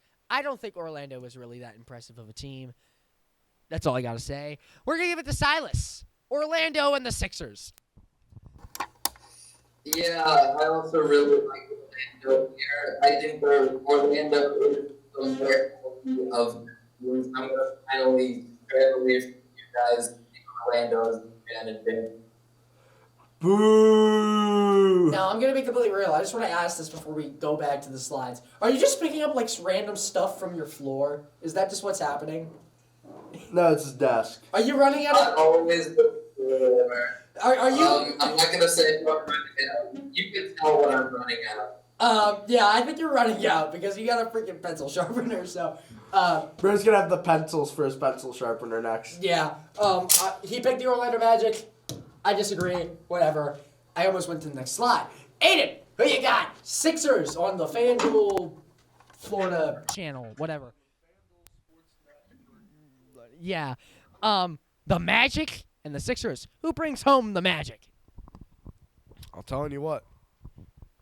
I think this could be a play-in preview for these two teams. I think this could be a 7 or 8 seed play-in game. Franz Wagner is projecting out as of right now. That's what that O means, out. And with that alone, give me the 76ers to continue this hot win streak and get another W. The Orlando Magic are going to be the Orlando Poopy Heads, and they're going to lose this game. Next game for the 76ers is the Raptors, who have been surprisingly really good so far this year. These two have split. The odds have split. I just really like Philly on this win streak. I think they're going to get another one. Actually, you know what? I'm going to change my mind for one simple reason. They have to go from Orlando all the way up to Canada. And you're going to lose at some point, Kolstin. It's going to be to the Raptors. Yeah, Scotty Barnes has 47 chromosomes, and he might drop 47 points, for all we know. Very, very possible indeed. Kolstin, who do you got? I can tell you almost threw me the marker that you had. But I think this will be a much, much better game than the Magic game. Now, there is a realistic possibility the Sixers do not play as well against the Magic to play good against the Raptors. But I think, obviously, we've split the series. But I think we've kind of got, the Raptors have kind of got our number. I think they have the perfect kind of team to beat the Sixers. So, that in mind, I'm taking the 76ers. I think we need to beat them at some point. I know we split the series already, but we haven't won since November against them. So, yeah, it is like 2 months ago. But that was like last year. Anyway. I'm going to turn your mic off if you make another last year. But I think even though we are in Toronto, I think home field advantage for the NBA is kind of weak, unless it's the 2016 Warriors. So, that was horrifying. That was the worst thing of all time. But all right. Does Silas have pencils in his hands? Let's find out. he's going to his kitchen getting stuff now. What a disappointment. Oh, my God. I agree with you guys. I think ever since Brandon Ingram threw that water bottle, it's just been absolutely terrible. No trust in Scotty Barnes right now. I'll pick the Sixers. Okay, he turned the light out. Thank God. We're not Pixar. He picked the Sixers. I believe you're the only one who picked against the Sixers. How dare you? Blasphemy. Anyway, next slide. I forgot to get it back-to-back. I'll give it to the Raptors this time. Why not? I've completely forgot to get it back-to-back. I believe this is the next week. It's just I'm changing things to if they get the back-to-back. We can just put both. It's the same game. I think they split. I don't know which one's going to win. But if they split, I'll be happy because it is the Raptors. Silas, I'm just going to guess you're going to pick the Sixers. Or not the Sixers, the Raptors. I think you're going to split with me. So, we'll go to you. Let me... What? Okay, hold on. Yeah? Just go with your pick. Yeah, go with your pick. Okay.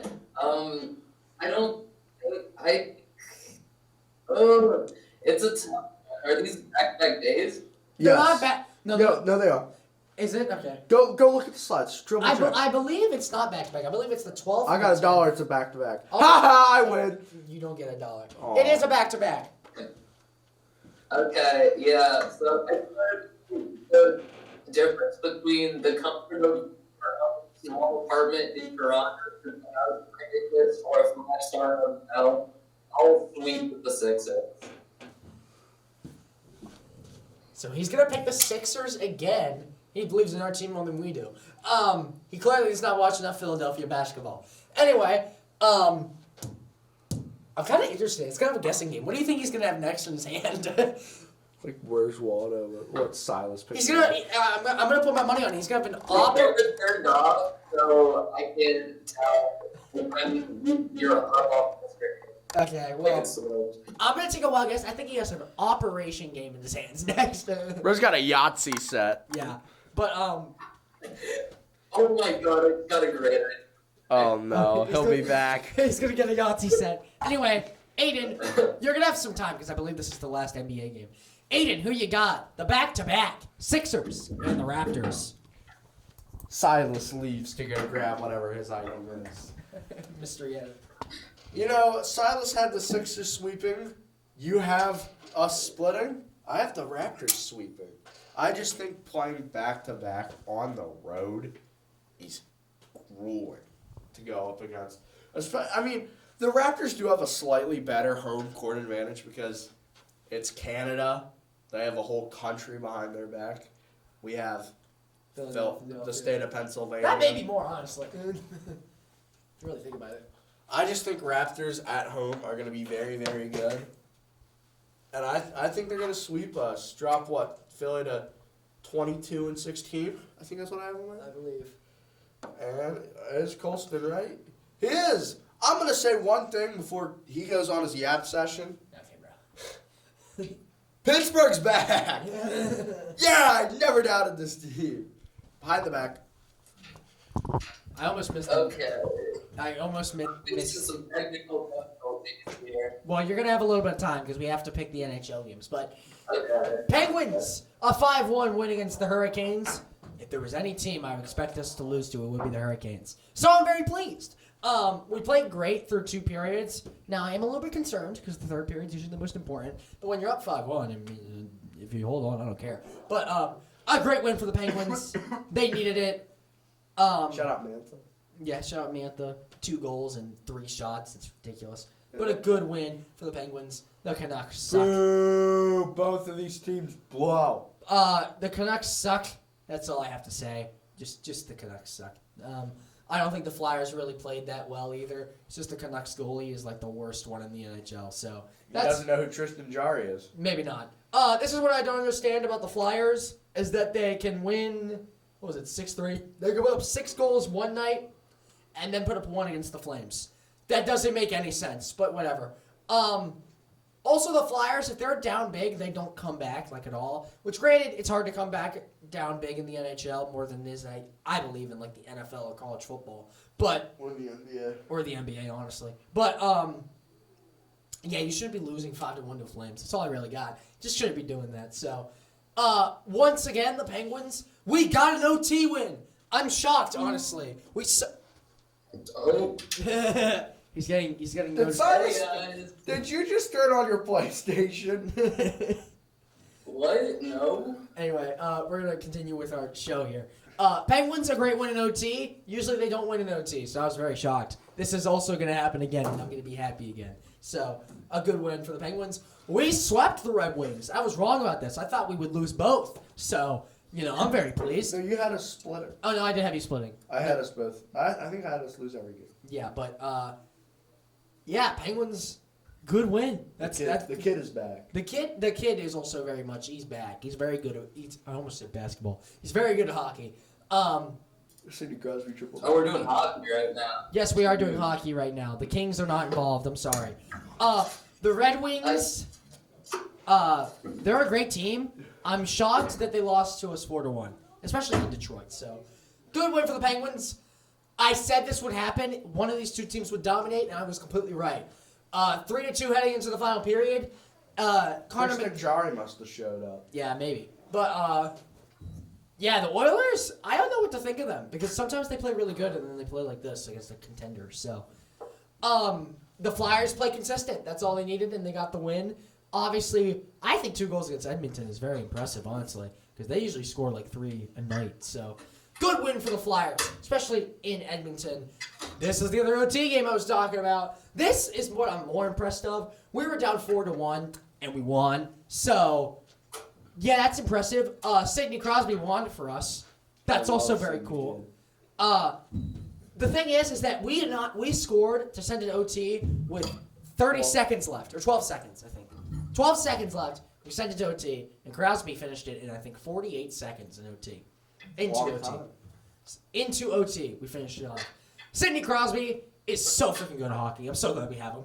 But I've always thought the Blue Jackets will always be bad. They're the New York Jets of the NHL. So he's typing up a storm over there. I don't know if you guys can hear that. But No, I'm trying to fix my camera. I have probably the best prop today. I got $1. It's a PS5. Penguins win. You lost your dollar. We're at a prediction, Silas. Do we want to start with you or wait? Okay, I'll just tell you. What's the game? It's the Ducks and the Flyers. Oh, I'm very familiar with the Ducks. They're always trash. Okay, so I'll think. I'm gonna take a wild guess and say you're taking the Flyers then. So I really want to see what his item is now. I don't think he's ready. We're gonna have to wait. But Silas picks the Flyers. I understand. I'll just tell you. It is a Don't say what it is. Don't just let me know when you have it ready. Okay. But he picked the Flyers for the first game. I'll start second. The Flyers always have that game where they just play terrible. I feel like it's going to be this game. Now, I am going to pick the Flyers because on paper, they are much better than the Ducks. But I also think we're losing this game. So, not we, the Flyers. I know you're a Penguins fan. I don't know why I said that. I think the Flyers win this game, but it's not going to be pretty. This is a 2-1. Maybe all goals scored in the first period and then just boring the rest. That's what I'm getting. That's the feel I'm getting from this. So, Aaden, there you got Flyers, Ducks. Kolstin, your Duck is about as good as the Chargers Super Bowl hopes. Yeah. Not that good. Speaking of Ducks, I'm gonna pick them to win. I just feel like that this team, I feel like they're just, look at how good they are on the road. No, they're terrible on the road. Well, you know what? I'm sticking with my pick. Why? Because I have faith in the Anaheim Ducks. You're stupid. Don't call me stupid. Mega Mind. We got a dandy. Pittsburgh All right, my and New camera's Jersey. right. I'm going to go with Pittsburgh at home. They've been a hot team. They lost by 1 in a shootout Early in the year. early in the year when we were ass. Now we're not so ass. Hold on. Before we go to Silas, I want to make sure that the audio is right. Kolstin, will you do us the honors and showing us what Silas's item is? It's an NHL hockey ring. Yeah. You can put it down. I just wanted to Penguins. see it. You can put it down. Penguins win? Yeah, I like that. Go into this. They're getting more consistent. He's just saying what you said. Yeah. I think he just wants to put the object. Oh yeah. I think he's. No, I just don't know. Okay, well, I will I'm take. new to the sport. He's new to the sport. I will take over here. I completely disagree. I think we're getting smoked by the Devils. I think this team is much better than the Penguins. Nope. Like, much, much better than the Penguins. Nope. The fact we got to a shootout against the Devils, we got shut out, by the way, in that shutout. So, no, we're not beating the Devils. I'm sorry. It's just like, there's actually no way we're beating the Devils. I don't care if we're in Pittsburgh. We would have to score 5 goals or more. I kid you not. There's literally no shot we're beating the Devils. I'm once again going to go against the team that we put on naturally. I also think if it comes down to it, the Flyers are going to have that game. They do bad. And on paper, Toronto is terrible away, which means they're probably going to win this game. So that's who I'm taking. Not really good logic, but they also beat them 5-2 the first time. So, maybe my logic's right. We're going to go to Aaden because I think Silas needs to get his object ready. Lee, if he has a new object. Maybe he's run out. His next object, he's just going to stand on the chair. That's his next object. It's I forgot to get rid of the ink. I'm so sorry. Lee, hit the extra. Yep. Leaves, Flyers. I'm gonna go with similar logic. Austin, this duo right here is arguably the best in the NHL, and with that, I'm going with the Maple Leafs. That's a terrible Leaf, but that's besides the point. I hate the Flyers. I'm not gonna pick the Flyers a whole hell of a lot. Silas has a baseball glove. What do you got in this showdown? Don't know a lot about either team. Pretty sure we better. I'll take that. Who? Leaves. He's Okay. going with the Leafs. So we got a sweep here. I'm gonna change my pick then because I don't want it to be a sweep. I I feel like that's scary. So I'll pick the Flyers. I'll switch it up. So you two get the Leaves. I get the Flyers. I still think that would be funny, but I will switch it because the Flyers need to bounce back. Especially, I think they're going to be mad after losing the Maple Leafs the first time. Now, because the Penguins lost to the Devils by 5 points, they will not lose to the Flames. That may be calling my shot, but I think the Flames are the most overrated team in the NHL. Also, this man needs a break. Yeah, I'm like, bro, I mean, you're playing, honestly, for how many games? I mean, you're playing pretty well. I'm going to be real. But you should not be playing 29 games out of the 30-something we played. That's ridiculous. Goes to show his conditioning is really well. But I'm going to give it to the Penguins. I think they get it, especially coming off a loss, especially in Pittsburgh as well. I'm going to let you go next. I think Silas is not ready. So, Don't worry. oh, he's ready? Okay, never mind. We're gonna put you on hold. Silas, who you got? The Flames and the Pittsburgh Penguins. He'll have a lighter. Jumanji! Ooh. We're getting movie references. Movie. Where do you think the movie came from? Alright, I think they're probably gonna come in the top. I don't think so. True. And let me be honest, I got no clue what you said. Act like Kolstin right now. I'm gonna have to turn up this microphone. Oh no. There we go. How's that? Is that a bit better? A little bit. What? He can hear you. We got you. Yeah. I'll take the Flames here. He's gonna take the Flames. Boo! That is a bit of a shock to me, considering they're terrible away. But nope, can't change it now. Sucks for you. Aiden, who you got? You literally Penguins and the Flames. You literally changed yours Yeah. after. But he doesn't get to change because he's the newcomer. You gotta earn the right to You gotta earn the right to change. This is dictatorship. Well, par for the course with you, Kolstin. I'm gonna go with the Penguins because their logo's cooler. I'm kidding. Sidney Crosby, I think I'm calling it. Sidney Crosby's gonna have a hat trick. Sidney Crosby hat trick. Penguins win it 4-2. In a nice game. No reason. This is my reasoning right here. That's my reasoning. Silas, what do you got?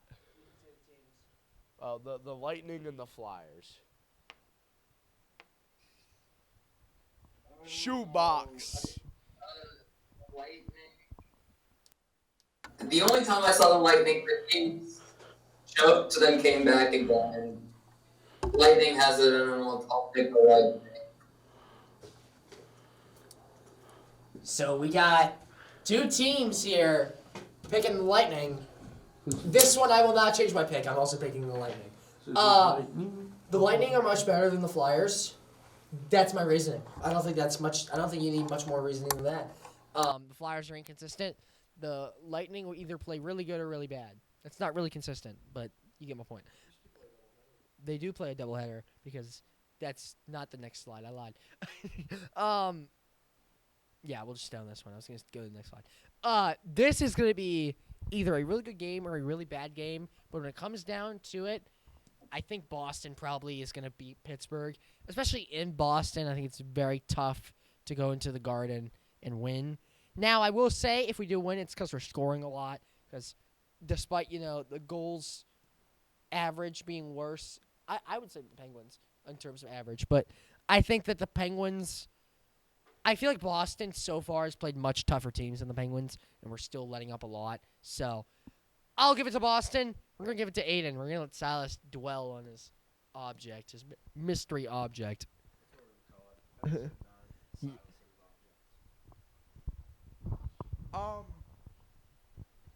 Kind of with the same logic.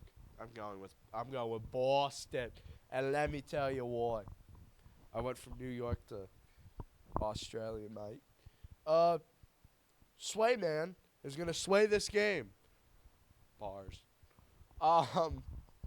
These two teams don't play again until March, so that's kind of cool, I guess. Silas, what do you got between the Bruins and the Penguins? Yeah, I think the Bruins are pretty good. The Penguins logos are a lot cooler. So I'll pick the Penguins here. The Penguins. So if you somehow Nice Nerf gun. if you somehow didn't hear that, obviously you're deaf. But What? Stop. It's the second time you made that joke. But he picked the Penguins. So we got 2 Bruins and 1 Penguins. Once again, he believes in our team much more than us. I was talking about it. Now, I was just saying the Lightning are a much better team than the Flyers. But the Flyers need that kind of game where they just go out, they play some good old hockey. I think there's a very real chance that either the Lightning and or Flyers sweep one or the other. I think it's very possible. I don't think they will. I think they'll split because I just picked that. But I think the Flyers get it at home. But the Lightning are just such a good team. I would not be shocked if they win both. Same with the Flyers. I would not be shocked if they win both. Just I think the Lightning are more consistent. I think they have a higher chance to do it. We're gonna give this out. So we're gonna keep him on his game. What does he have? Whoa, whoa, whoa, whoa, whoa, whoa. Okay, we're not. I was trying to fix something. All right, we're gonna wait. I'll do my pick. Aiden will do his pick. Lightning Flyers. You know, like the meme where everybody runs around in the sponge, the sponge rubbing. Everybody runs around in the fire. I'm cutting you off. I don't care. Why? Excuse me. I'm gonna say this: Philly's winning this game 1-0 in a shutout. This is gonna be one of the games where you get blacked out drunk at the bar after the game and forget you were even there. Silas, are you ready? Too bad. What even is that? Silas. This is a longer explanation. I'll just agree with Aiden on this one. We're all going Philly. That's a bit of a shock. I'm not gonna change my pick. I mean, I only did that word once. So, yeah, we're all going with the sweep. I believe. Last sport. College basketball. Not the last Oh, yeah, that was the last sport. I forgot. You guys have to talk about darts. Anyway. Darts is hype. This, before the rest of the games happened, was the best game of the entirety of the college basketball season. The Boise played. So, we'll talk about it. But Virginia Tech against Virginia, a rivalry matchup, triple overtime. And when it came down to it, in a game that was close throughout, Virginia Tech just had more in the tank. The ACC is so unpredictable. So many teams, bless you, so many teams are so good early in the year, and then they kind of fall off as they play other ACC teams. I think Virginia is in the predicament of that. So the Hokies are 12-2. Virginia's 11-2. I would not be shocked if the Hokies in the next top 25 are in the top 25 because they've been very impressive. I don't know, but Stanford, the nerds themselves, beat the 16th team in the nation. Christian McCaffrey's home school. I believe he was actually here for this game, so that's kind of cool. But yeah, a game in which Louisville could not shoot as well as Stanford, which is rare. Usually it's the defense for Louisville that plays bad, in which case they didn't really play good, but they played good enough in which their offense didn't do the job. Actually, no, I disagree. I disagree with myself. I think the defense was the problem. But especially letting up 45 in the second half against Stanford, there must be an earthquake going on over there. But I think that Stanford's offense was just too good to stop. A rarity because it's Stanford. But Louisville, this is a heartbreaking loss because this is the start of your ACC play and you're losing to Stanford. Not what you want to do. Yeah, especially by 4 points. Going to Stanford, not a good win. I'm starting to think that Nebraska is better than, like, a lot of the teams in the Big Ten. I honestly think now they're better than Michigan State, and Michigan State is really good. So, yeah, I mean, If this game was played at Michigan State, I think Michigan State would win this by 5. I think not North Texas. Jesus, I'm on football. I think Nebraska is like one of the last 3 undefeated teams with Vandy, last 4. It's Vandy, them, Arizona, Michigan. It's the final 4. They're undefeated.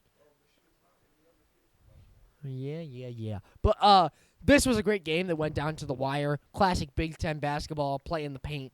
But Nebraska is 14-0. Michigan State is 12-2. Just a good win for the Cornhuskers. That's the only real reason to say. I think Michigan State's defense played better than Nebraska's. The problem is that Michigan State just could not score. They just had some easy lanes, and they just couldn't finish the job. Nebraska, I think it's probably the story, besides maybe Vandy. Once again, Vandy putting up a show in the beginning of the year. But both Nebraska and Vandy, stories of college basketball right now. Undefeated, close to the top 10. Can you get into the top 10? Darren Peterson, maybe you're not going to be a top 5 pick because you should not lose to UCF. Now, UCF is 12-1, so they are a great team. I do believe they are a great team. But you're 10-4 in the first 14 games of the year. That worries me because this was supposed to be a Kansas team, that would at the very least, make it to the round of 32 or maybe 64. But they're not playing like it. They're not playing like it at all, actually. I think they're playing very bad. UCF outplayed them in every statistic. They outplayed them in a lot of things. Yeah, there's no other way to put it. They just got outplayed. Kansas needs a bounce back really bad. So there's a lot of teams that need to bounce back, them included. So good win for UCF. My cropping skills are off the charts. Yeah, literally. A tie game at halftime. And the difference, and I think in this game, Caleb Wilson, another top prospect, did not show up at all. He got outplayed by 2 of his teammates, and SMU, in a game in which North Carolina is usually great at rebounds, lost the rebound battle by a good amount, and that's what lost them this game.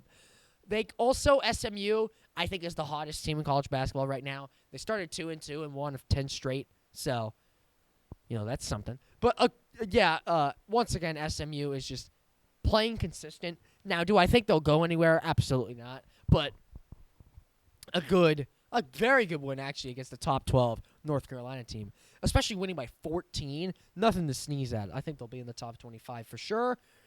This was a game that I expected to be a lot closer. I thought this game would go down to the wire. It kind of just didn't. So that's kind of sad. But Arkansas getting the win over Tennessee. Tennessee also in need of a big win, but Arkansas got their big win in this Tennessee game. Both teams on the slide, 19 versus 18, and 18 came out on top, 86-75. Not really much to say, just one team played better than the other. We move into Boise State Broncos play. Boise outplayed New Mexico by a favorable amount in the second half. I think it's the only other way to put it. New Mexico is still a great team. It's just that first half was so ugly for both sides, and then we just outplayed them in the second half. So a good win for Boise.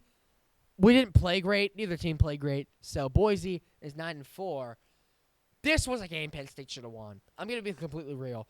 I think Illinois is not that impressive of a team.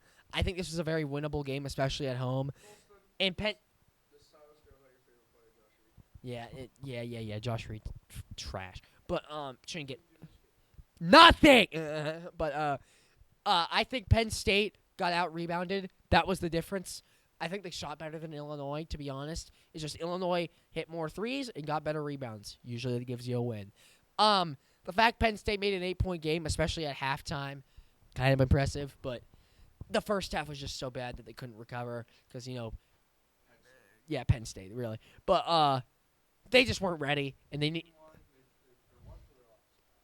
Yeah, they're just not a great team right now, so they need to. They do have a really tough part of their schedule. They do. Yeah, we're gonna talk about it, but they do have a tough part of their schedule.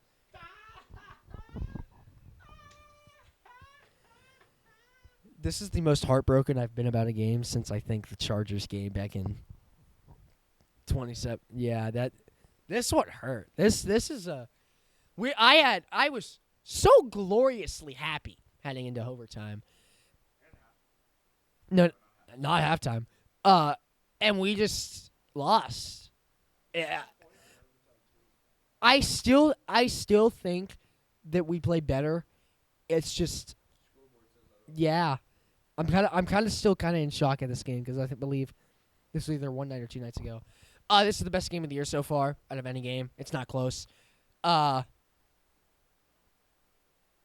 still can't believe it if you can't tell. Yeah, I mean we outscored them by 21 in the second half and we lost. That's really depressing. But yeah, there's not much to say. I'm just really depressed. Boys, once again I get heartbroken by my team. So we're gonna move into college basketball. I hope Silas is ready. I don't even know if he's alive. He hasn't said anything in a while. So Silas? Yep, still here. okay, sweet. You're going last, so don't worry. Duke has been playing a very shaky basketball. That's all I'm gonna say. I think this is another team that just needs to play. Boozer needs to carry his team to a win, and I'm gonna be honest. I think Louisville's got it. I think Louisville, well-rounded. They're a much better offensive team than Duke. It's gonna come down to Duke's defense. They're rebounding against Louisville's offense, and I think when it comes down to it, I think Louisville's shooting is gonna be. It's gonna give them no chance for a rebound because they're just gonna make their shots. Now, I will say, I'm probably gonna be wrong because Duke is still very good, but this is kind of the exact same game with Texas Tech, in which case they were a great shooting team, not a great rebounding team, and the team at home came out on top. I'm getting deja vu. But I'm going to give it to Louisville. This is still a fantastic game. But who do you got, Aaden? 16 versus number 6, Louisville and Duke. Now, Kolstin, you had very great reasoning for all of your picks, at least so far for college basketball, in the KFC Yum Center. What a great name. I agree with you. I think Louisville could very easily win this game. But I think they've dropped 2 of their last 3. I can't go up against Duke. Cam Boozer has been balling. God, I hope OKC don't get him. So that's no real depth in reason. Silas, what do you have?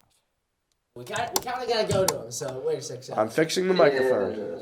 We got Duke and Louisville. I'm guessing you don't know much about college basketball. That's a nice star.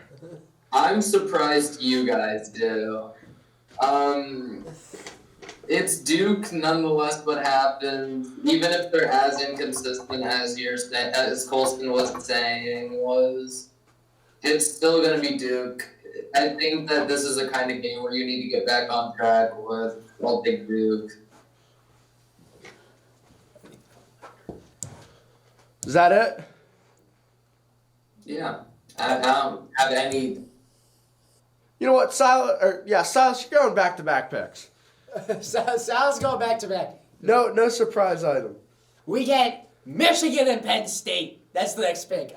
This should be an easy pick. I'm not gonna lie. Michigan and Penn State. Number 2 in the nation versus 0-2 in Big Ten player. Maybe 0-3. As you can see, Silas panicked and picked up the closest item to him, an highlighter.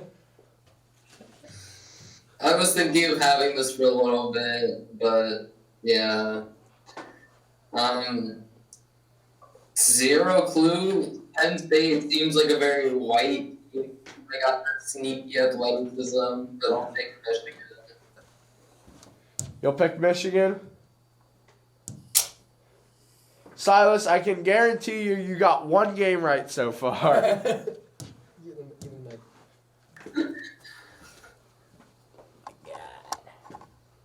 Kolstin, I'm adjusting the mic. Oh my god. You. So unprofessional.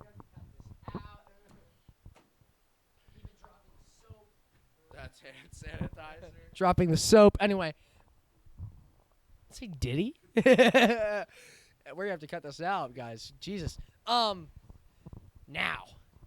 if you remember earlier in the season, no, I'm not even going there. Yeah, Michigan wins by 50. Yeah, this is no, absolutely not. I don't even need to give any explanation.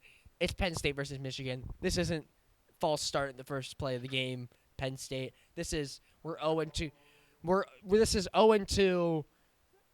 Actually, that's incorrect. We're 0-3 now. 0-3. Big Ten Penn State play against Michigan, who's now 3-0. Just beat up on USC, who would smoke Penn State. Give me Michigan by 50. Smash the over. Smash Michigan money line. If you're a Penn State fan, please don't watch this. That's all I got. Michigan by 1 billion. Kolstin, I'm just finding out something that does not relate to this game. You know how that score flipped in that one league? Yeah. It flipped back.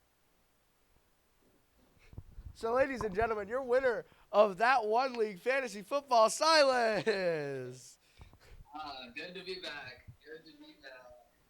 All right, that's all you're getting for now, bucko. Now, there's no atmosphere like Penn State. Oh. Yeah, no, it's great to be a Michigan Wolverine if you have Penn State on your schedule. It's great to be any team if you have the Penn State Nittany Lions on your schedule. Give me Michigan. They might win this game by 50. So we approach slide number 64. Texas Tech at Houston. God, do I love both of these teams. This is a type of game you'd look at the score, and the final score would be 52-48. Give me the Cougars. They're my pick to win it all. I'm dumb. Look at your face. Ooh, I got him there. Kolstin, over to you. Yeah, Aiden's dumb. Anyway, I'm gonna be honest. I think Texas Tech has had already their big win against Duke. Now, I disagree that I think it'll be a low-scoring game, but I am gonna pick the Cougars. Chris Shinak is really good at rebounds, like insanely good at rebounds. Like I'm not even gonna lie, he's like 6'11" and he's doing this, which is Toppin is a power forward and he has 10. It's ridiculous what these two teams are doing. It's two defensive teams, playing against each other. Not a rivalry, but I would say these two teams do not like each other. But I'm gonna give it to Houston because I feel. Silas, who you got? A defensive matchup in the Cougars and the Red Raiders. We already saw the object. Quite sad. I know that Aaden picks Houston every single year, and I'll pick them today. So sweet. I can tell you guys do not know much about college basketball as me. It's quite sad. You guys should get. Why is this? You guys should know ball better. Anyway, why does this sound so familiar? An undefeated Vandy team is taking on Alabama to try and spoil the undefeated season. It's happening again. Roll Tide. I think Vandy, although very, very, very underrated and good, I don't think they can win against Bama because although Bama has so many just like games where they just should not be putting on the schedule where they play like a top 10 team, they're not beating Bama. I don't care. Vandy hasn't played anybody like how Bama has, in which they play UConn and Duke and freaking everybody on the face of the earth that's in the top 20. Arizona. They just play everybody. Vandy has played nobody, but they're 14-0, so I go, that's very cool. Yeah, give me Bama. I don't think this game, honestly, will be even very close. If Bama starts out hot, Vandy's not coming back. That's all I got to say. Once again, Bama getting rid of an undefeated season for Vandy. Who you got, Aaden? It's the Tide and the Commodores. Now, there's a saying down in Alabama. Roll, damn, Tide. Like Kolstin said, Alabama has had a gauntlet and they're still 11-3. Oh, Vanderbilt's home. They have D. Miles. He's going to be walking for 17 miles after his team loses by 17 points. Silas. You got a roller. That's about 6-7 That's about 6-7 inches right there.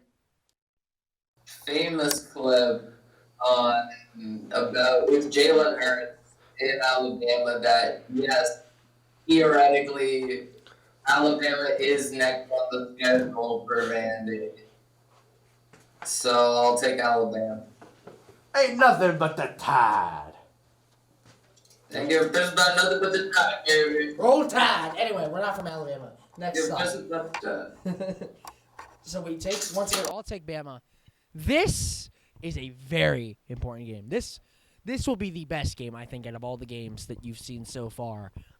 These are two teams desperate for a win. Both teams on losing streaks. Tennessee, you just saw coming off the loss to Arkansas. But, man, this Gators team. Yeah, that's the back of the marker. I think that's the first time we've ever done that. Where's the circle? What? There we go. I think this Florida team is too. For 9-5, by the way, they're doing what the Bama does, is just put everybody good on their schedule for some reason. But this Florida team is well balanced. Now, I will say Tennessee is also well balanced, but in Florida, I'm taking Florida. I think it's a very tough environment. Now, obviously, these two teams have not had the start they want, 10-4, 9-5, but Florida, I think they were coming off the Natty, were they not? They made it to the Natty last year. Couldn't get it done, I don't believe. Or maybe they did win it all. I completely forget. But if they did win it all last year, it's a big fall off because they could fall out of the top 25 with a loss here. I'm going to send it to Silas. Tennessee and the Gators, two teams reeling. Who do you got in SEC action? Xbox! Tennessee.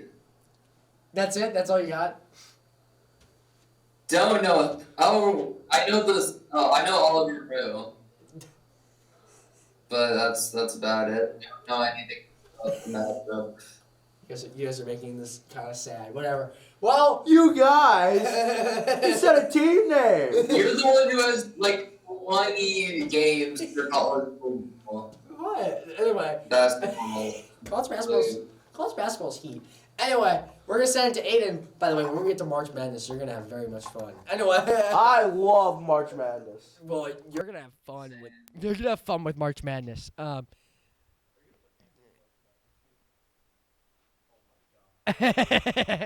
Tennessee and Florida. Who you got, Aiden? We got the Vols against the Gators. 11. I think it's going to come down to inside the paint. And I think this guy, I'm not going to try and pronounce his last name. Give me the Gators at home. Get their first SEC win. I mean, the predictor agrees with me. Kolstin agrees with me. And I mean, if you just connect the dots here, you can see how this is going to be a Gator win.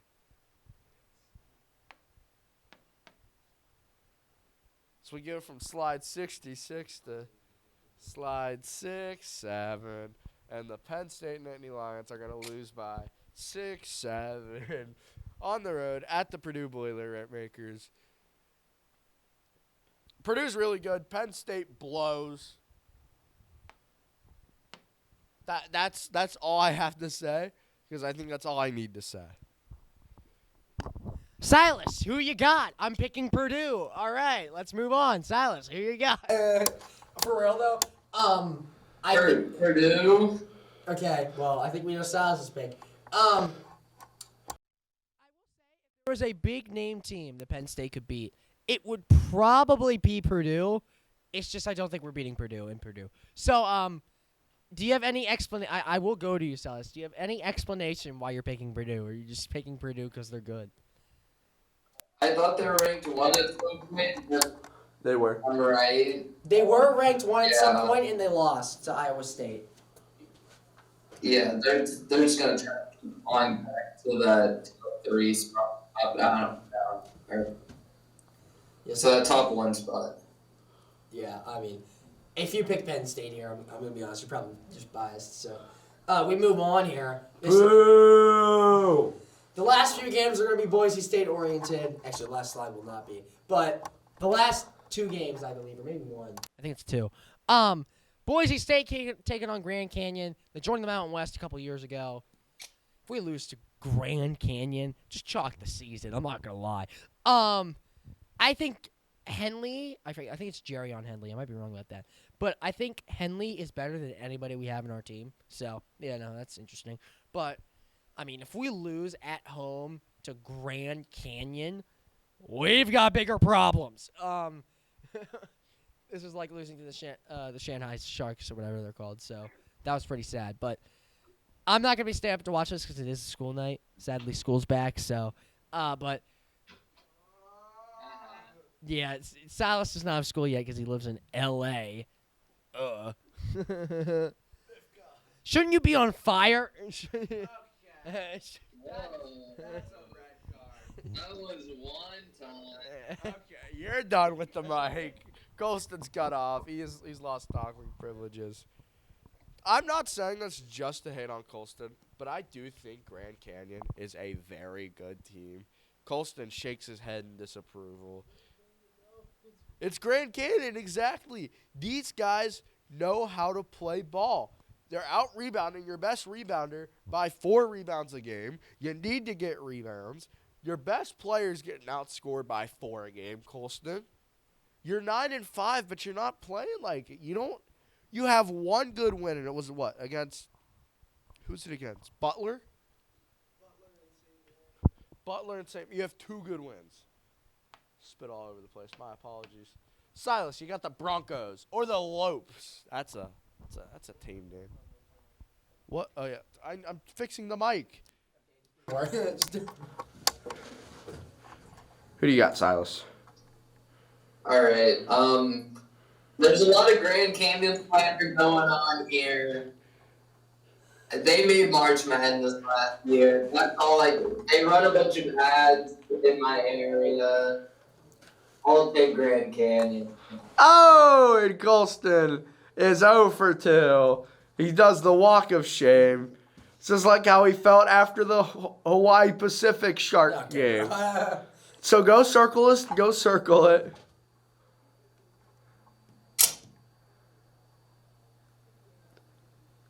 Running out of storage on the camera. All right. You're good. Oh, yeah, you do need the mic. Good job. I need the mic. This will be the last slide Kolstin talks on. No, it is. Yeah, Silas, you're an idiot. Why are we picking Grand Canyon? What are we picking Grand Canyon? Anyway. I'm terrified of this game. This game, it terrified. There's not many things that scare me, but this scares me. This is the best team in the Mountain West taking on Boise State. No, absolutely not. I don't even. I said this with Butler when I said I said no, absolutely not. I think they would win by 30. No, absolutely not. I think they're gonna win by 30. I'm jinxing it. Anyway, we're not beating Utah State. They look unbeatable. I'm jinxing it, but they're really good at basketball.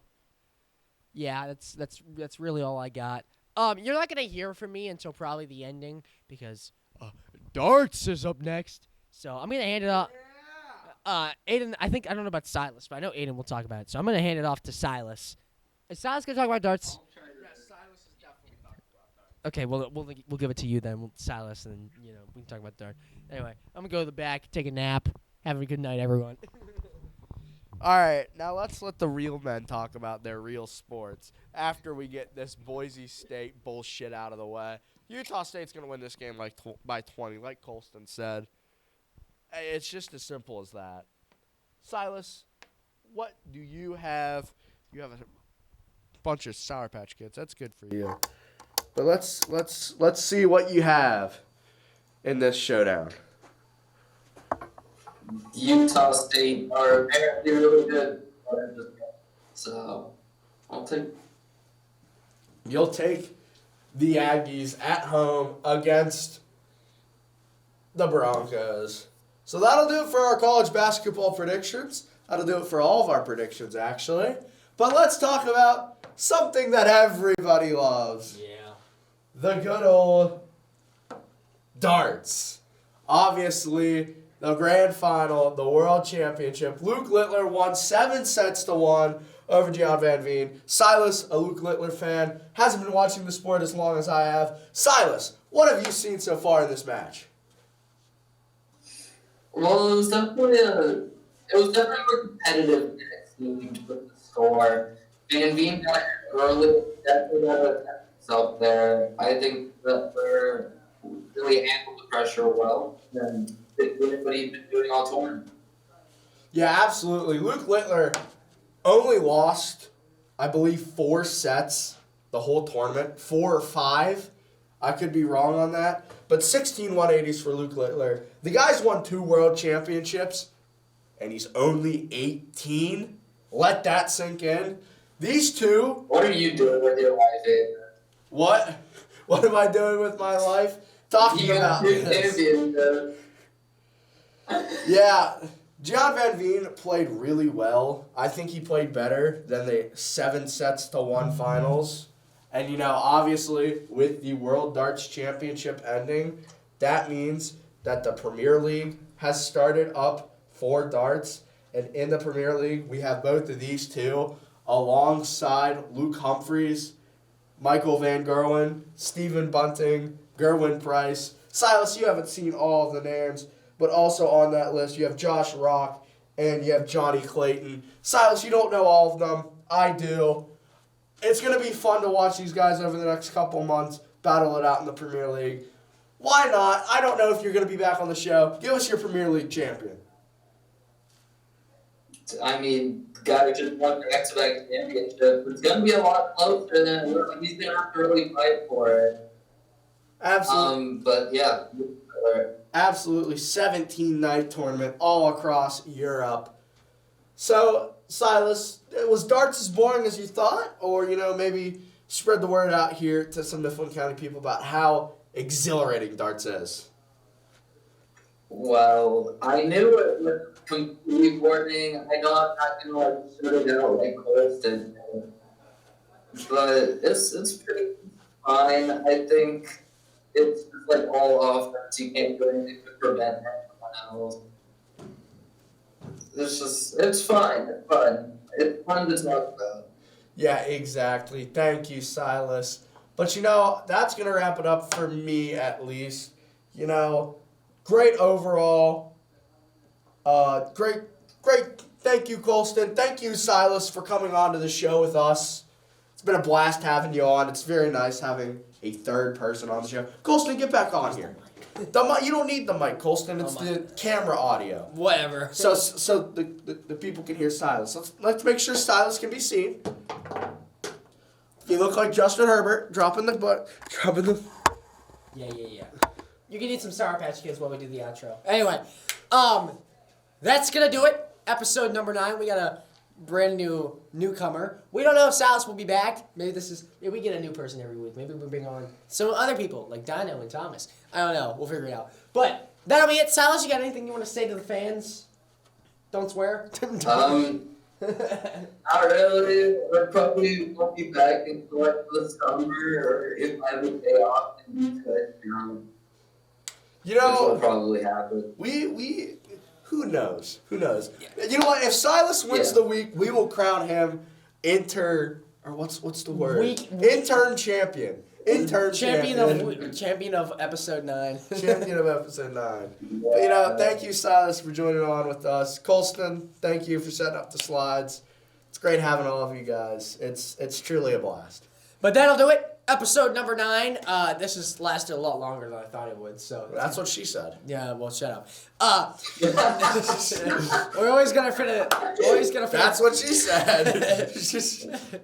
We're always gonna fit a dumb chick at the end. But that'll do it. I'm Kolstin Diven. He's I'm Aaden Aaden Stevens. Stevens. That's Silas, whatever his last name is.